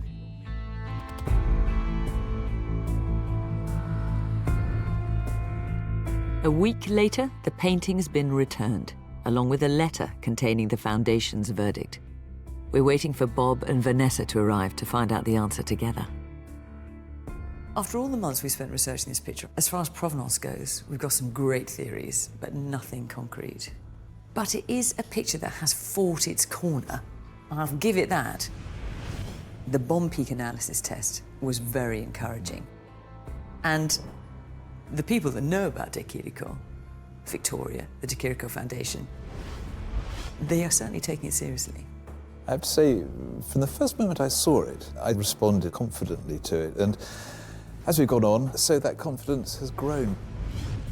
I was greatly reassured that we found within the actual body of this painting the same menu that he used involving oil and honey. So, what a story it would be. The picture for £1 that turns out to be by one of the great Italian artists. That would be wonderful. We feel we've made a really strong case, but it's now in the hands of the Foundation. With Bob and Vanessa at the door, it's time to find out whether the picture belongs in a gallery or back in the junk shop. Hello. Hello. Hi, Bob and Vanessa. Hi, hello. So, this is the moment of truth for the old £1 bargain basement buy. I'm feeling a bit tense, I must admit. I don't know how you're feeling. Well, I feel as if I'm a winner either way, because if this is right, in that case, it'll be a fantastic windfall just before the children go to university. And if it's wrong, this plucky little picture that I bought for £1 has taken us on the most fantastic journey. It's been taken seriously by all the authorities, and I've grown very fond of it. And what about you, Vanessa? Oh, yeah, I'm just really excited to hear the outcome. It's been an interesting journey that Bob's been on, and it'd be lovely to hear the news. Well, I mean, there are a lot of people out there who do and will think that it's a lovely image. And it's just a question of attaching that transformative name, the Maestro de Chirico. I mean, it's a name with real resonance.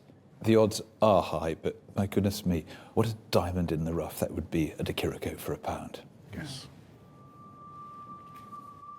Shall we see what's in this envelope? Let's do it.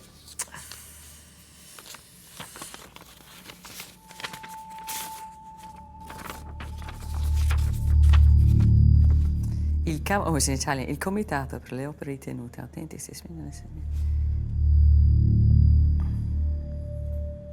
It's not de Chirico. Gosh, I am surprised. I'm really sorry. Let me just check I've read this right. Il Comitato per le opere ritenute autentiche del maestro si esprime nella seguente maniera. Il dipinto, the painting, non è, is not in alcun modo, in any way, ascrivibile. It is in no way by Giorgio de Chirico. God, that's what they're saying. Wow, sounds quite extreme. I'm so sorry. God, I didn't think it was going to go this way. No. The committee's letter is unusually detailed. They thought we had some strong evidence, but they're still not convinced. They acknowledge that we found honey in the use of materials. They're saying that the structure of the painting is a little uncertain to them, incerta, as they call it. The fruit seems amassed, unnaturally placed. The absence of provenance, I mean, I knew that was going to be a problem. The absence of provenance, it's not been possible to take it back to the maestro. They think the painting is an imitation, carried out as an exercise. So it's not pretending to be a de Chirico. Okay. That's why there's no signature on, in their view. Oh, Bob and Vanessa, I'm gutted, actually. That's £1 I won't get back. It is bitterly disappointing, but it's worth hanging on to the facts that the composition, the materials, the date of the picture, it all indicates someone who must have known de Chirico, who probably worked very, very close to him. So there's an intimacy to the maestro, even if it's not, alas, the master himself. That's right. Yeah. I'm very, very happy with that letter. Maybe the contents of it, the message, is a little disappointing. A little. But the picture has been explored and it has been considered by everybody. It has been taken seriously. Your plucky picture. My plucky picture. I'm gutted. I'm really gutted by that letter. When the analysis showed honey, I thought, well, that's it. There may be no provenance, but this gets us over the line. I was sure of it. Yeah, it's really sad. And it's also a novel one for us. This is an artist who clearly studied or watched de Chirico work. He knew the materials, the paint strokes. This is not a fake. This is something different. It's a homage. And it's yet another subtlety in this world of art in which we seek to find answers. This time, we investigate a highly desirable Venetian view. But there are two possible artists in the frame. Could this be a work by one of the world's most renowned view painters, Francesco Guardi, or the lesser-known Michele Marieschi? In a journey which takes us to some of the most glorious cities in the world. It is gorgeous. We'll decipher the clues hidden within the painting itself. Brilliant discovery. And use cutting-edge technology to uncover its secrets. You haven't left the painting anywhere to hide. But in a murky world where copies and imitations are rife, it makes me feel rather uncomfortable. Can we do enough for this painting to win through?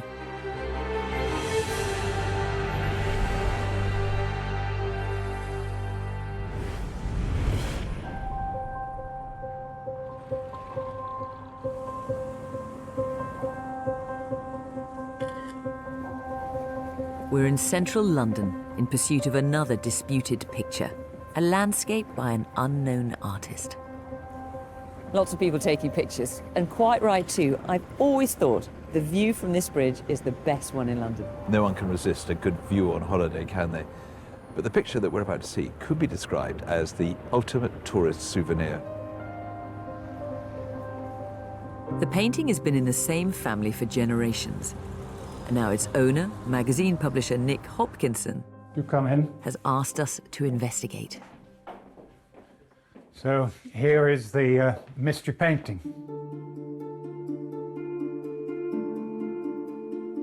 Gorgeous view of Venice, and I recognise that church. The Santa Maria del Salute. Yes, it's just lovely. So how do you come to have this picture, Nick? It was bought by my great-grandparents in Venice in around about 1880 when they were on a holiday there. It was then passed down to my mother, and on her death in 2006, I inherited it. That's a warmingly long family provenance, isn't it? Yes, and I hope it might continue. So how can we help? Well, I would really like you to be able to tell me who painted this picture. Over time, it's been considered to have been painted by a number of different people. Early on as a Guardi, then a Marieschi, and there's still debate. Francesco Guardi and Michele Marieschi are both known for their paintings of Venetian views. In the 18th century, they were both contemporaries of the most famous view painter of them all, Giovanni Antonio Canaletto. But confusion reigns, partly because these artists only sign their work very occasionally. Is there anything that will give us a start on this? Yes, indeed. Shall we turn it round? Yeah, can we have a look? There are two labels on the back fixed to the painting in the early 1900s when it was lent to the Royal Academy by my great-grandfather. And the odd thing is that this label ascribes it to Marieschi, and the one on the right talks about it being as a Guardi. So the Royal Academy has two exhibitions of this picture, one as a Guardi, the other as a Marieschi. That's what it seems, yeah. Just to add to the muddle, the Marieschi on the label is Jacopo, not Michele. Should we turn it back? Yep. At the time, the two artists were often confused. Now we know that Jacopo never painted any views of Venice at all. If it's going to be any Marieschi, it's going to have to be Michele. Do you like the picture, Nick? I love the picture, and I've liked it ever since I was a small child. I like the activity of the people. This chap, I remember as being terrified of him as a 5-year-old. He looks very sinister. Very cloak and dagger, yes. Isn't he? So we've got a painting here then that could be by Guardi, could be by Marieschi. How does that affect the value, Philip? Well, there's a big difference. Marieschi is a very significant artist in his own right, but not anything like the stature of an artist like Francesco Guardi. If it is a work by Marieschi, well, comparable paintings on this scale have made £500,000, so quite a lot of money. But if a name of the stature of Guardi could be put to this, it could be worth, I don't know, up to £10 million. Gosh. Gosh, indeed. I mean, I have to say, Nick, if it does turn out to be a Guardi, that will be by a country mile the most valuable painting we have ever looked at on Fake or Fortune. Yeah. And what will you do if it does turn out to be by Guardi? Well, there are other family members who've got an interest, my brother and sister, and I think I might come under a bit of pressure from them to sell it. But on the other hand, as my own choice, I'd just love to keep it. For yet another generation? Yes, indeed, the 5th. Nick has been searching his family papers for information on the painting and its original owners, Mayor Spielmann and his wife, Gertrude. Right, what have you got here? Well, here we've got a book about my great-grandmother, and here is Gertrude Spielmann. There's a photograph of her from about 1900. Ah, look at that. What a great picture. And here is a photograph of Sir Meyer Spielmann, my great-grandfather. Probably a bit later on, I would think, and maybe in the 1920s. So these are the people that bought the painting? Yes, we're they looking bought at. it. So they went on a trip to Venice in, do you know when? Around about 1880, 1882, something of that order. In the 1950s, my parents were trying to discover who it might have been by, And this is a letter from the National Gallery in early 50s. Dear David Hopkinson, your father, we've a photograph in our files of a very similar picture to yours by Michele Marieschi. This version is almost identical, except that there are fewer well-dressed figures on the jetty in the foreground than in your picture, but the architecture is very much alike. I mean, the good thing is they haven't ruled it out. They haven't said, of course it's not Marieschi, don't be ridiculous. But they've not confirmed it either. So that doesn't get us much further. What else have you got? This is a letter from Agnews, the dealers, probably replying to an inquiry of my mother's, saying that they had the painting throughout the duration of the Second World War for safekeeping. The picture was listed under the name, of Guardi at the time. I mean, what you've got is your great-grandmother giving it to the dealer Agnews for safekeeping during the Second World War, and she has told them, by the sounds of it, that it's by Guardi. Whether they agreed or not, I can't tell. And you've got the National Gallery saying they have a photograph of a painting that's similar to yours, and the photograph they've got is of a painting by Marieschi. I mean, they're not saying it's definitely not Marieschi, I suppose, but then equally they're not saying it is by Marieschi. So, not really much further on, are we, with this? Not a lot. Differences of opinion, clearly. While Fiona delves into the family story, it's a chance for me to get closer to the painting itself. This picture is so seductive. The colours are so glorious. That blue sky, that intense blue. And then further down, semi-reflecting the architecture, the turquoise canal. I mean, this is the stuff of fantasy on one level, but of course, it's a real place of dreams. It's Venice. It's that place people love. But what I'm trying to do is look beyond the appeal to traits that might tell us who this artist could be. I mean, there are things that unquestionably catch your attention. Look at the water, for example.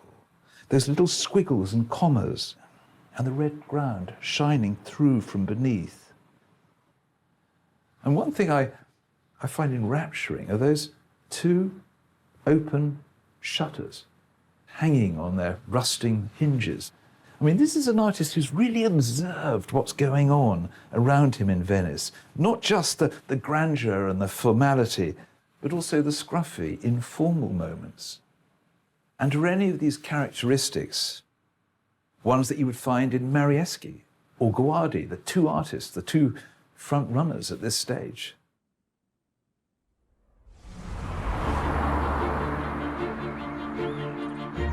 To gain a deeper understanding of the two painters associated with Next Picture, Francesco Guardi and Michele Marieschi, I've come to the Fitzwilliam Museum in Cambridge.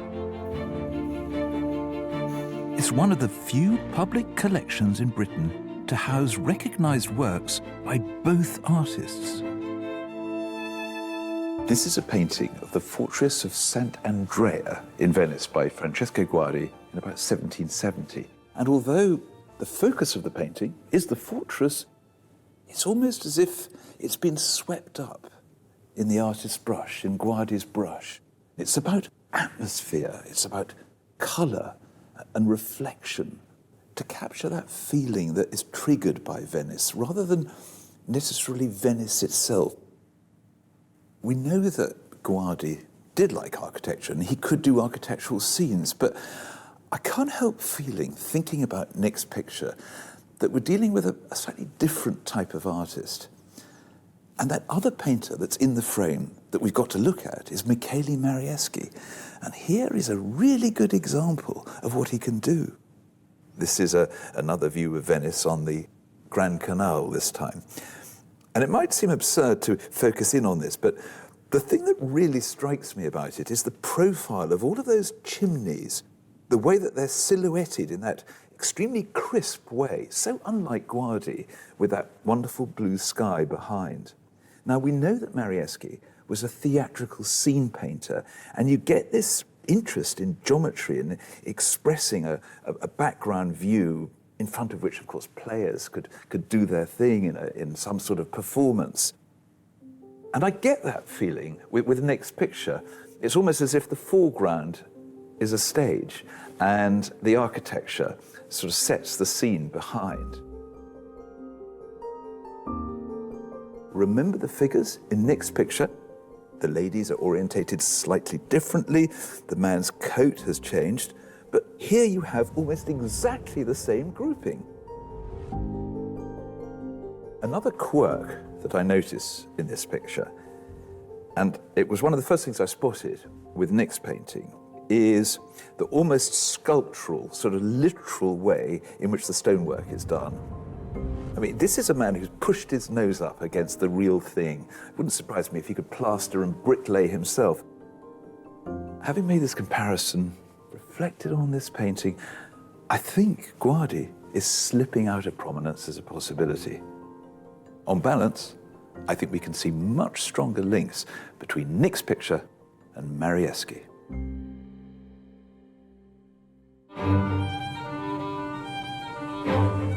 We need to understand more about the world of the view painters.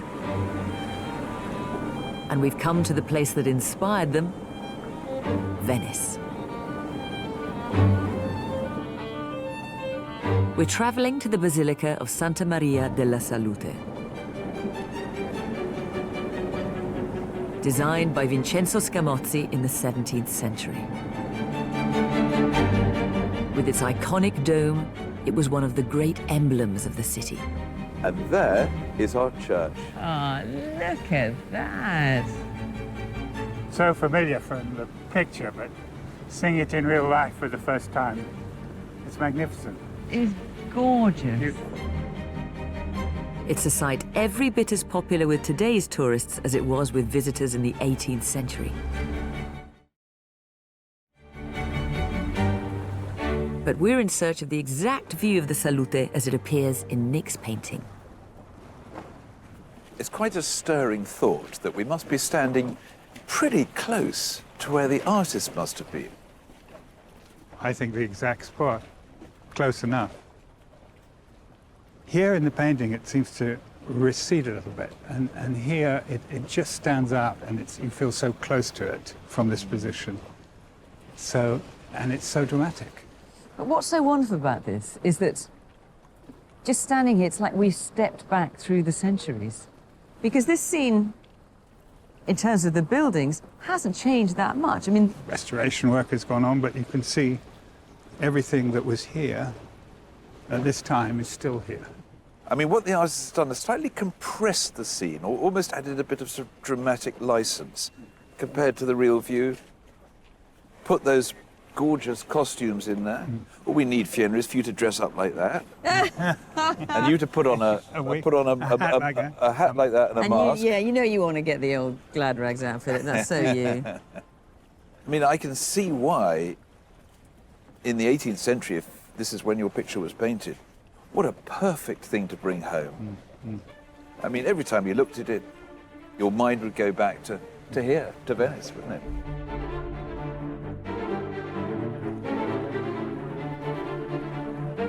'18th century Venice was a regular destination for tourists, particularly young English gentlemen travelling Europe on their grand tour.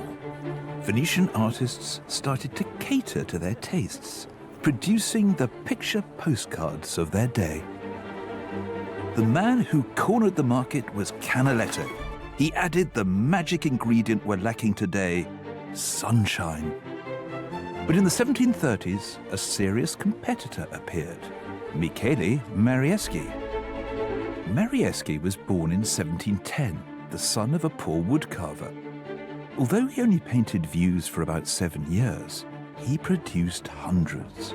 Working quickly, with the help of other artists, he could charge less for his paintings and thereby undercut Canaletto's prices.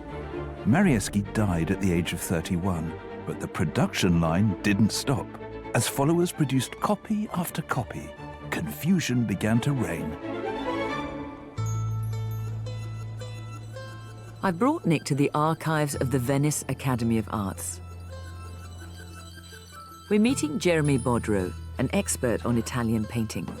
He's found a document that gives a remarkable insight into the Venetian art market. Jeremy, nice to meet you. You've pulled this document out of the archive here for us. What does this tell us? This is a record from the Academy of Venice, dated to the 6th of December, 1789, in which a council has been called to examine 2 paintings brought to the Academy by a gentleman named Giuseppe Odello to ask whether they might be attributable to Canaletto. That seems a bit early to be wondering about who painted them. It's extraordinary. It's horrifying, isn't it? Yeah. By this point, there is a confusion because of the similarity of these views and the number of artists working on them in previous decades. And then who are these people that make the decision? Here we have the president of the Academy and some senior professors. One name jumps off of the page, and that's Francesco Guardi, another important view painter. Oh, we know that name. Yeah. So they're basically telling us here that they have unanimously confirmed that these paintings are not by Antonio Canaletto, but instead from the school of Michele Marieschi. And they're fortunate to have Francesco Guardi on the panel because even though he's quite old at this point, he's only 2 years younger than Marieschi, so he would have known him in his youth and be able to provide authority to the attribution of the school of Marieschi. I mean, this is sort of the fake or fortune of its time, isn't it? Because we're doing exactly the same thing. We are looking at these names, at Guardi, at Marieschi. I mean, the coincidences are just extraordinary, aren't they? And the owners were trying to prove it was a Canaletto. Yes, so instead of Giuseppe Odello, they should have had Nick in there. Sadly, we haven't got Guardi to come along, so well, actually... Well, it wasn't me. Yeah. It's no wonder the Venetians were confused. These pictures were never intended for an Italian audience. They didn't regard them as serious art. As quickly as the views were painted, they were shipped off to buyers abroad.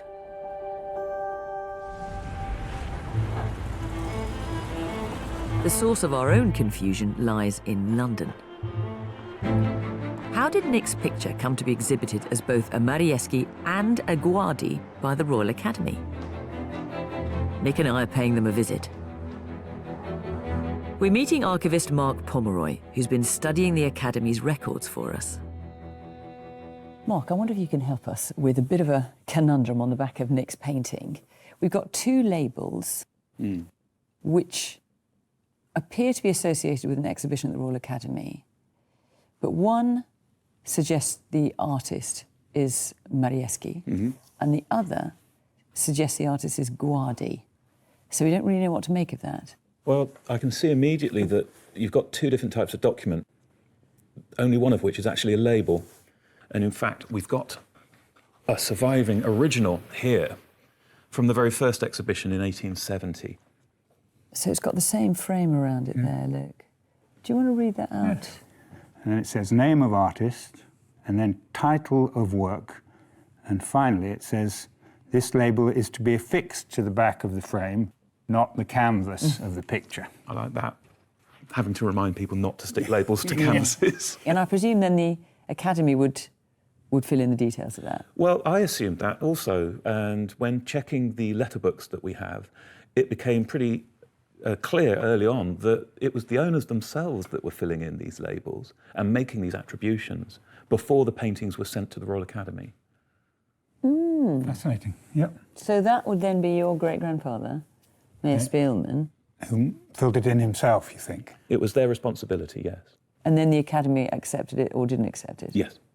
So what about this other thing here? This other looks like a label, but you say it isn't. No, that's actually been cut from an exhibition catalogue itself. But handwritten? No, that's just been annotated, and someone subsequently has written Royal Academy on the top. So Can we do have a copy of the catalogue of the 1908 exhibition. Do you want to compare these two then? So this one says...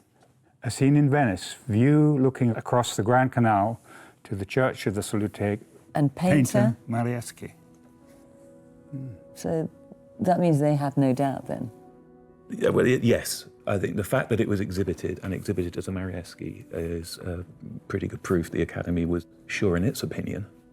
Why do you think your great-grandfather would have put that? Well, I really don't think he was the sort of person that would make it up, so he must have generally thought it was. Yeah. And his brother was a very famous art historian, so Isidore Spielman, he must have consulted. And of course the other brother, Marion, who's a special interest to me as we have part of his archive here at the Royal Academy. He also was a big collector, wasn't he? Yes, he was, and art editor, pivotal figure in the late 19th century British art world, actually. Nick's great-grandfather, Mayor Spielman, came from an influential banking family. They were philanthropists who supported all sorts of causes, from education to orphanages to the arts.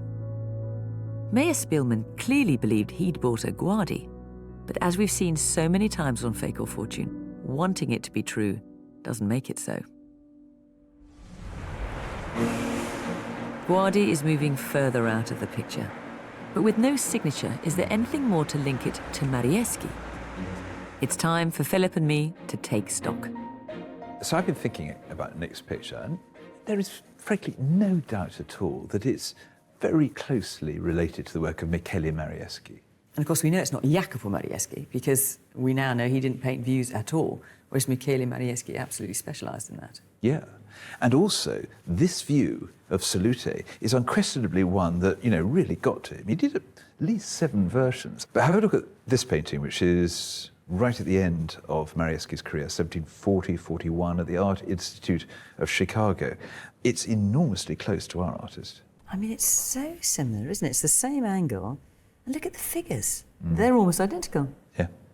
But you've got to keep in mind that if this is by Marieschi, he didn't do the figures. He farmed that bit out. He would do the architecture and the scene, and then another painter would do what they were good at, which was sort of costume and what have you. But the point remains is that is the design and template of Nick's picture, and the name of the artist attached to it is Marieschi. So we've lost now the attribution of Guardi and the value of tens of millions of pounds that would go with that. On the plus side, if Nick's picture is by Marieschi, we're still looking at hundreds of thousands of pounds. Yeah, but it's not as binary as that, though, because there are all those followers out there. I mean, it's quite possible that this is done by someone in the manner of Marieschi. So, perhaps needless to say, it would be thumpingly useful to get some provenance on this. OK, I'll get on it.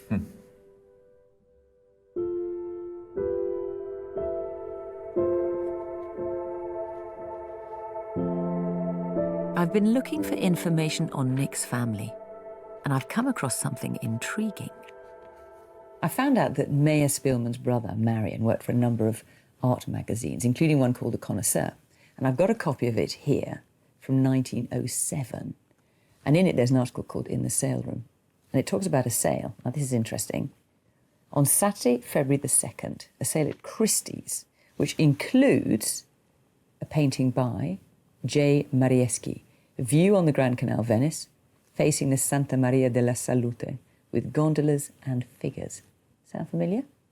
And the dimensions, 23 inches by 38 inches. And it's sold for 150 guineas. And in today's money, that's £16,000. So that's a pretty hefty sum. Now, I'm wondering if this is Nick's picture, because the description is spot on, as are the dimensions. The only thing is, if this is right about a painting in 1907, that must mean that Nick's story of his great-grandparents buying the picture in Venice in the 1880s must be wrong.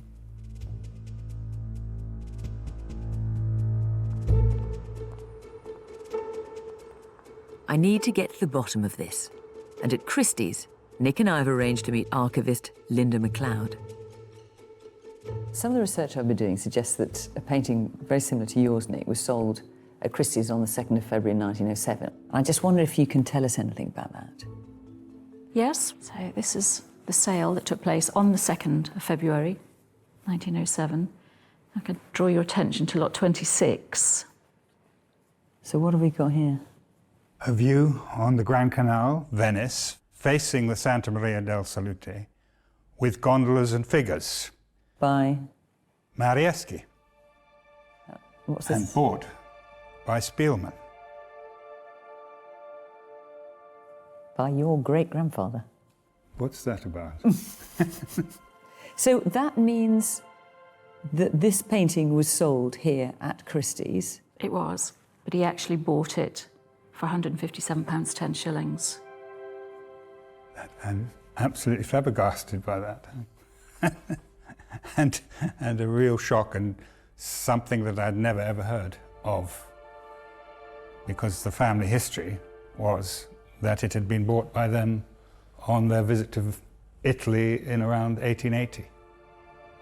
So this is a total surprise to me.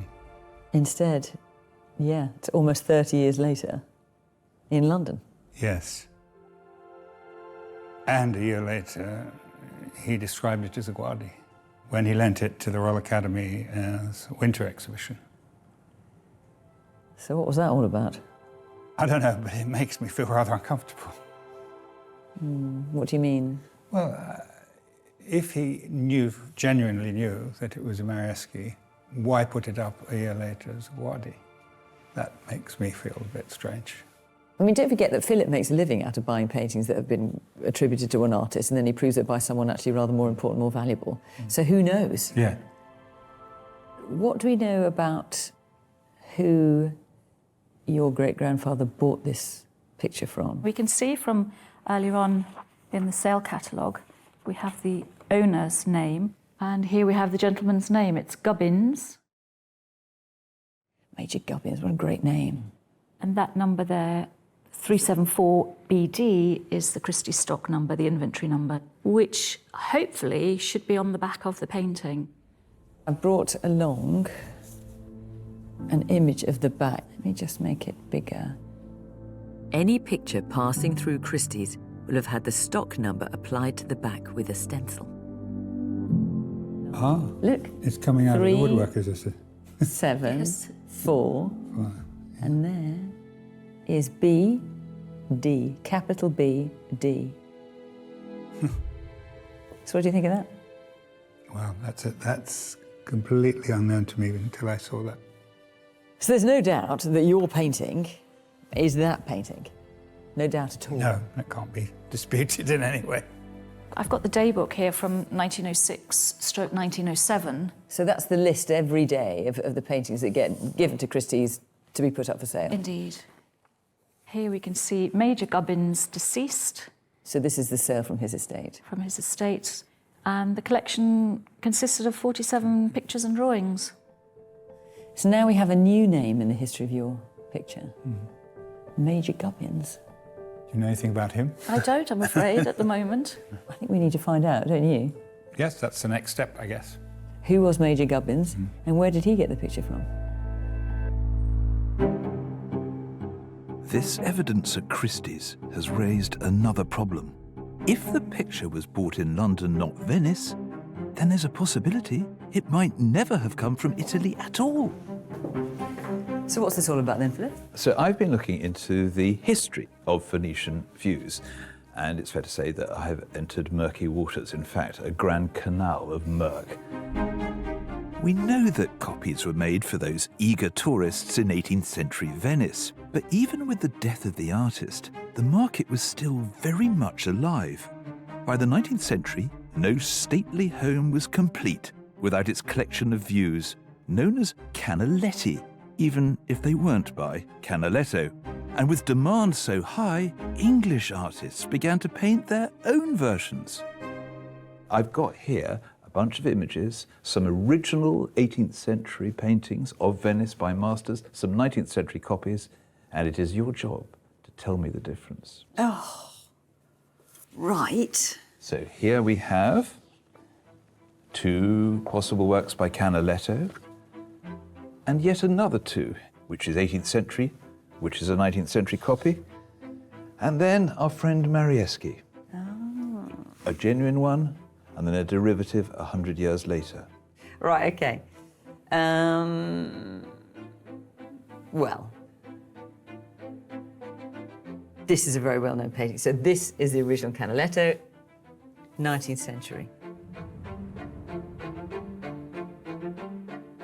This one I'm not so sure. Okay, so one of them is an unclean picture, because we don't want to make it too easy. Yeah. Okay, this one I don't really know. I think 18th century, 19th century. And then here, I would say Marieschi, 19th century copy.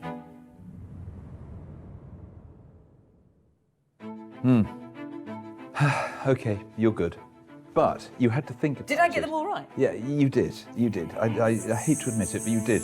But you can see the problem there, can't you? I mean, they're so close, and you've got the benefit of having them next to each other. Exactly, that's what makes the difference, isn't it? And in the early 19th century, it was such a problem that, well, in fact, on one occasion, they exposed a sort of factory of Canalettis in Richmond Bridge. I mean, the issue was that serious. You're kidding. So we need to think about this then very carefully in terms of Nick's picture, don't we? We do, and it means, therefore, also we have to fall back upon other things, not just our eye. It's going to be looking at provenance and science.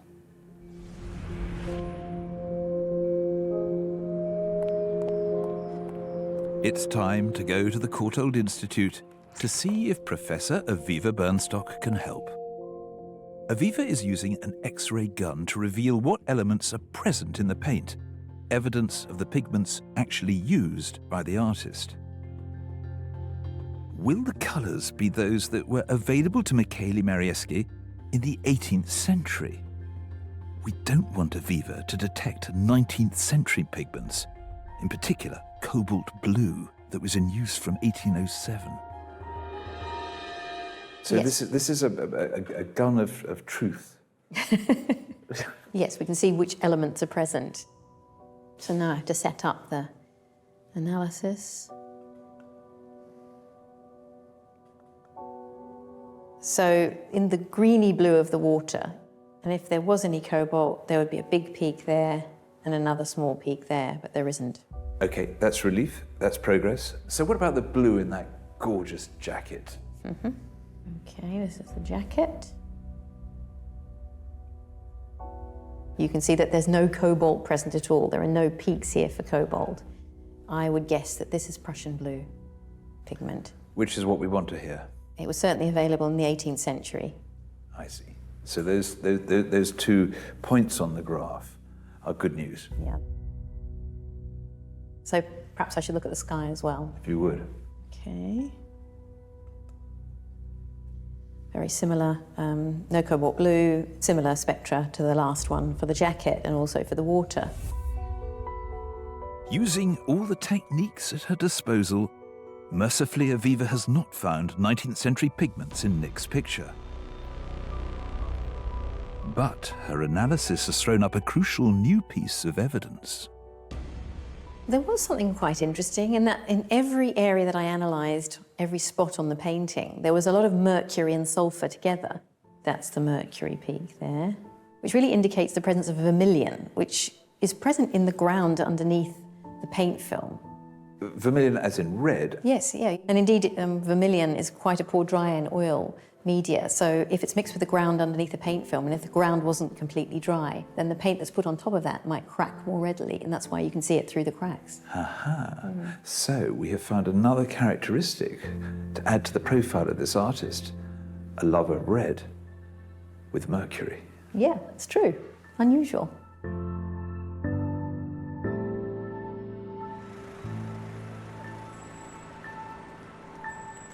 I'm really buoyed up by what Aviva has been able to establish with her scientific means, because she's got us to the point where we know that all the pigments in this picture were around and used in the 18th century. Now, it doesn't completely rule out a later faker, but it's very reassuring. It makes it quite unlikely.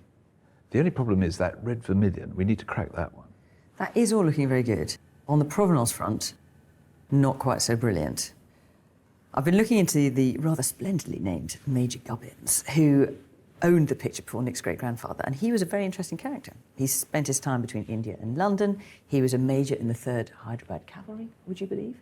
But when it comes to the paintings he owned, 47 of them when he died, what I have not been able to find out at all is whether he inherited them, whether he bought them, if so, where he bought them from. I mean, just nothing. What a task ahead, because Marieschi dies in 1743. Nick's great-grandfather bought it in 1907, and there's that huge gaping hole in between. Yes, I know. I know. So I've been looking at the labels on the back, see if that might help us. So we've got the Royal Academy labels, which we know about. This chalk mark here, which would suggest that the painting was at Sotheby's at some point. But there is one other thing I've got to show you, which is this little red seal here. If you look at it in close-up, The word Firenze, yes, that means Florence in Italian. That is a seal from Florence. That's brilliant. I know. We need to find out more. I'm already on it. The mysterious seal places the picture in Italy at some point in its history. It's clear the answer lies in Florence itself. And Nick's come with me to investigate. God, that is gorgeous, isn't it? I could tell, Nick, that when we were last together and found out how your great-grandfather Mayer actually bought the painting, compared to the story that had come down through the family, that left you feeling, well, it didn't sit comfortably with you. It was such a total surprise to have this family story, which had been handed down, blown out of the water by what we found out. So as far as the history of your painting is concerned, the provenance of it, we can take it at the moment as far as back as 1906. What we can't do is take it back to the 18th century when, if Marieschi painted it, that's when it would have been done. So that is a big gap. A slightly worrying gap, if you don't mind me saying. One thing that might help us is I don't know if you spotted it, there's a little seal on the back of your picture. I don't know if you've noticed this. I noticed that and wondered what it was. Well, you're about to find out, I hope. Because that is a seal from Florence, which is why we're here. I see. And we're going to go down into the city and try and find out more about it.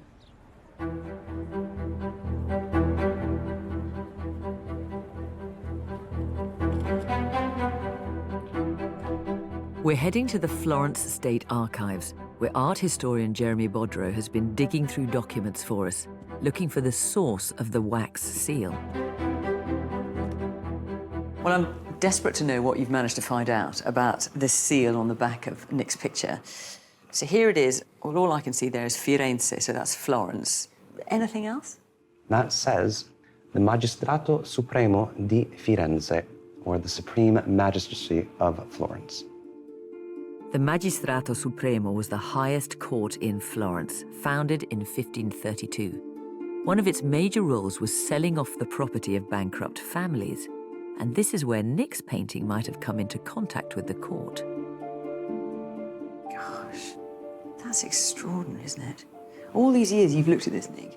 Yes, and just wondered how it was, Was it a dealer seal or something like that? But that's fascinating. So what are all these documents here? These are the public announcements that were produced by the Magistrato Supremo from the 1780s and 1790s. This is a posting announcing an auction of property belonging to the Nuns of Mercy. Suore della Pietà. Yes, and you can see here that some of the tack still remains from how they posted this, either outside of City Hall, or the location of the auction, or perhaps the property itself. Presumably there are a lot of these documents, are there? There are, and I was able to look at a few of them. I was hopeful that there might be some inventory of paintings, but I have not found anything like that yet. And how long do you think it would take you to find it? Several years. We've got kilometers of material here in Florence that relate to this specific magistracy, so it would take a long time. But is there anything you can tell us that might help us? Well, this particular court has existed since the 16th century, up until 1808. 1808? That is when this particular branch of the government is suppressed and no longer exists. So you've got a period there. Start and end. You can narrow down to a few decades in which it would be likely that this painting passed through Florence. Yeah. So in terms of it being a much later fake, well, unless someone's faked this seal, but that's very unlikely, it must have been painted before 1808, because 1808 is the latest date by which it could have been sold. Wow. So what do you make of that? Well, it just excites me again. So I should hope. That is a brilliant discovery.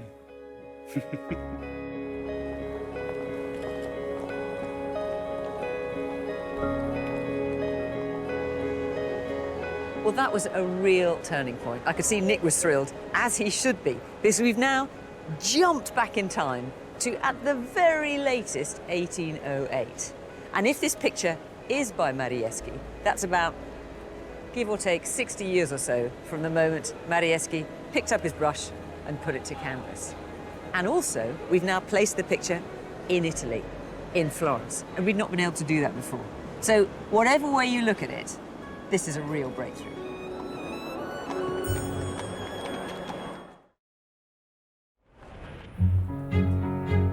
Back in London, we need to look deeper into the techniques in Nick's painting. And we've been given access to a revolutionary new piece of imaging technology, thanks to its inventor, Loic Baboulas.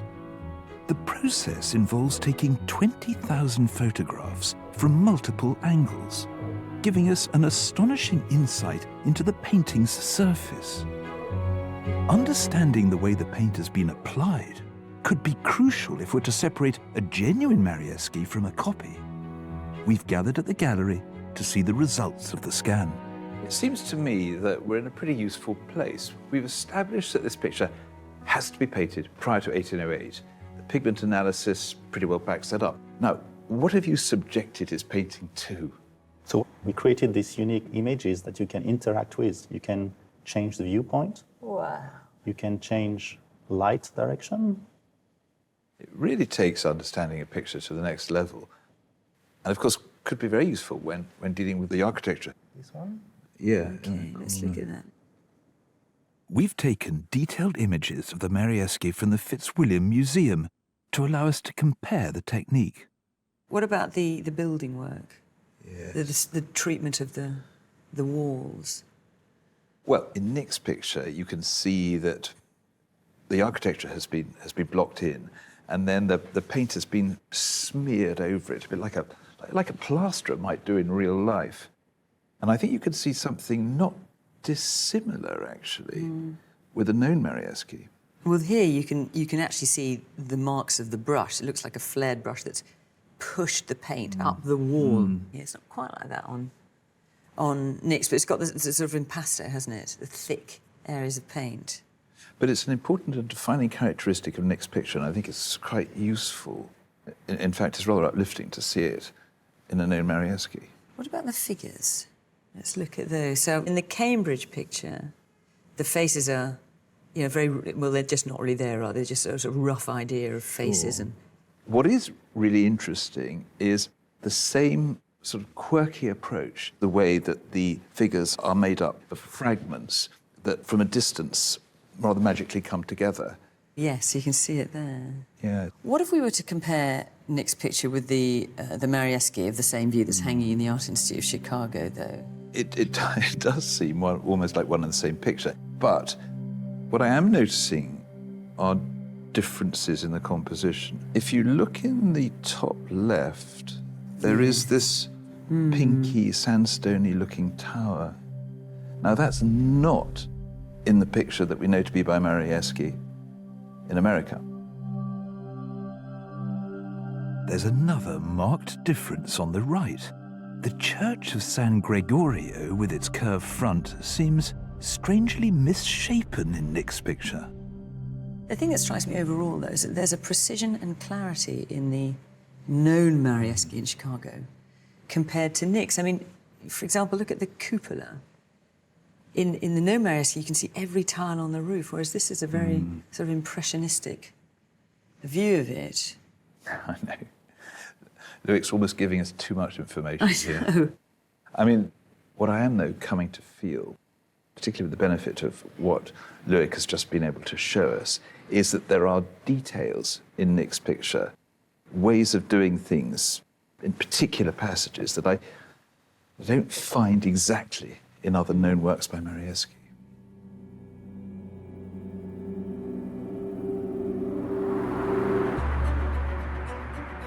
There's one last aspect of Nick's picture to investigate: the distinctive vermilion red ground layer. At the Courtauld, Aviva has taken a microscopic flake from the edge of the painting to reveal how the layers have been built up. The next step is to compare the results with a recognized work by Marieschi.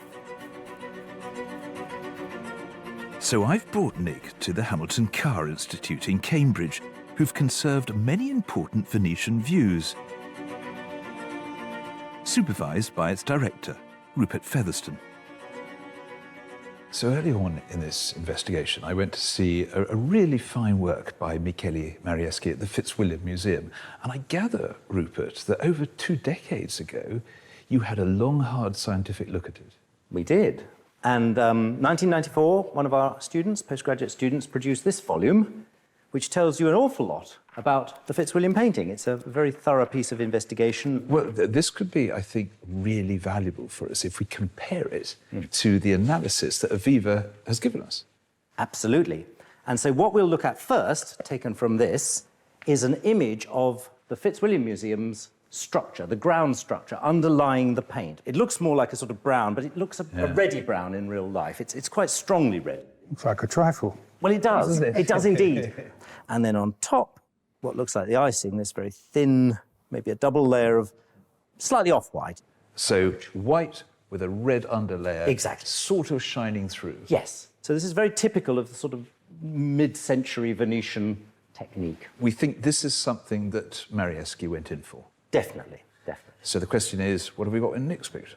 This is a very different sort of cross-section. So you've got a thin layer of red, but above 2 layers, quite thick layers, of a white. The red is on top of the white. It's the other way round. Now, that's a very unusual feature. It's not something I've seen before.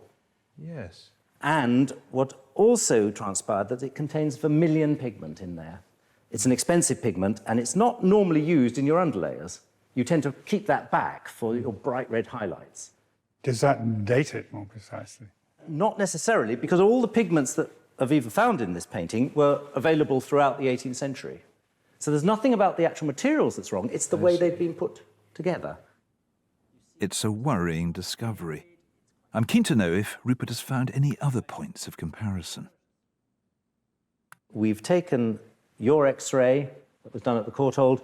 We also have X-ray details which were taken in the 90s from the Fitzwilliam painting. So here, for example, it's a lovely old bit of film. If you see the canvas weave is quite varied, it's quite coarse, there's a lot of distortion at the edges. So that's a typical not only of Marieschi, but Canaletto, Guardi, and other Venetian artists of the time. When we turn to the X-ray of your painting, you'll see that the weave looks a lot more regular. It's much more of a grid, and it doesn't have those big distortions at the corners. It's a bit difficult to see because of the stretcher, but it barely distorts at all. I can see a difference in the weave. It's still not entirely regular, but... No, you're quite right. There is a distinction. The Wallace collection have a number of paintings from this period from Venice.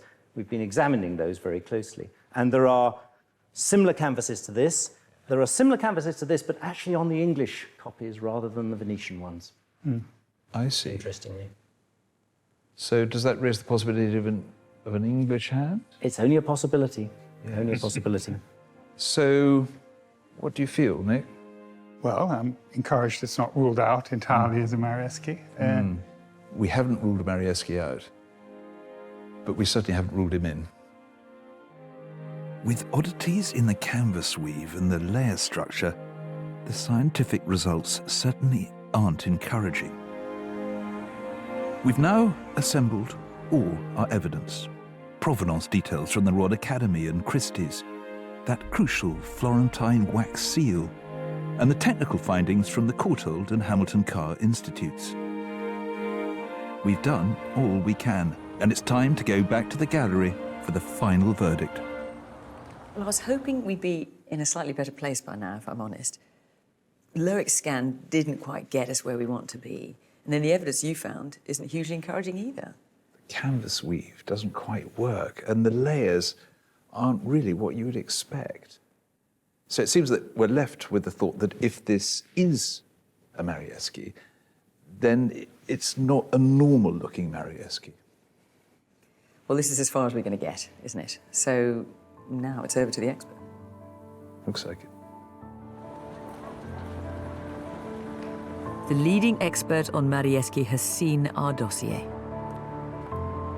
Now Nick has come to hear the verdict.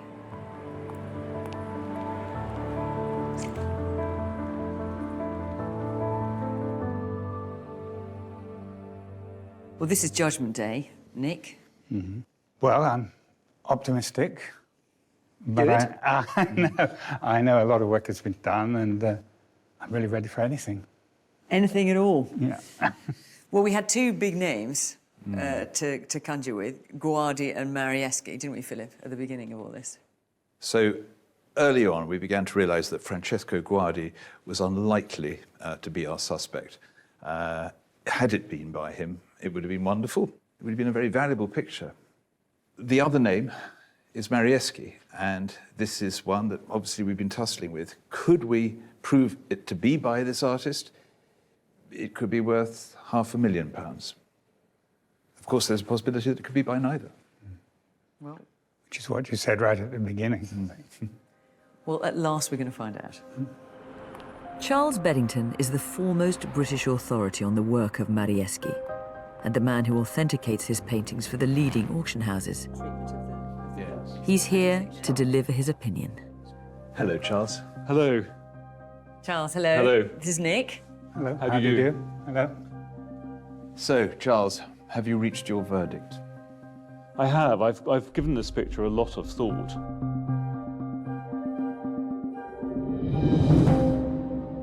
It doesn't have the distinctive touch of Marieschi or Guardi, both of whom are very individual and distinctive artists. I don't really feel that it would be likely to be generally accepted as by either. So hang on, so Nick is taking this in here. You're saying that Nick's picture is not a Marieschi? I fear not. It's a composition that was originally invented by Marieschi, but I suppose most of the paintings of this composition are by imitators. Of the same period, or? Yes, and either contemporary or slightly later. Gosh, how do you feel about this, Nick? Well, I'm You were saying disappointed, you were of course. optimistic. I was optimistic. But I do understand that there are so many possibilities. So if it's not by Marieschi, have you any thoughts as to who might have painted it? Well, my thought is that maybe it's by an English artist. Really? One detail which supports rather strongly the idea that the artist was not Venetian is the misunderstanding of this church, which has sort of become two different buildings, because whoever painted this hasn't really understood that this and that are part of the same thing. And that, to me, strongly suggests somebody who was unfamiliar with Venetian topography. And do you think that might explain the slightly strange layers that we saw beneath the picture, which seem to be a bit back to front? Yeah, I think the artist is trying to sort of imitate the structure of the original without really understanding why. So for this to be English, that Florentine seal on the back that we got so excited about has to be in some way... Duplicitous. Yes. I can't help thinking that it was put on there as a sort of made in Italy stamp to disguise the fact that it was, in fact, made in London. To give it a sort of extra authenticity. Well, I find that extraordinary. But it is still a rather lovely picture. It's got history. It's got provenance. Admittedly, not one that takes us back to where we want, but it's got some.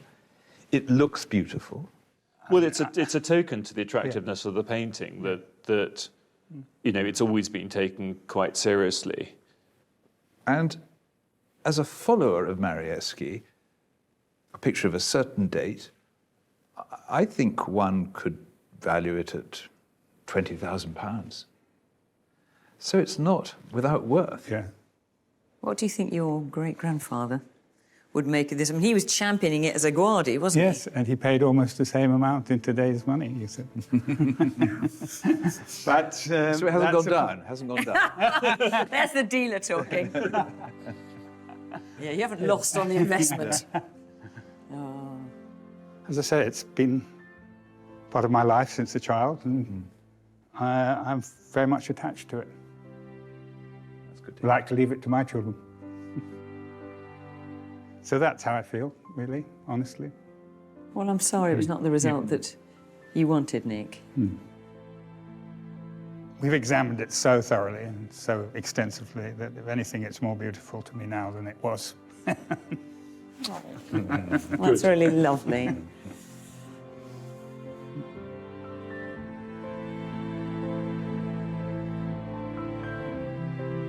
We've come so far from where we started, haven't we? If you think about it, Nick's great-grandfather thought he had a Guardi.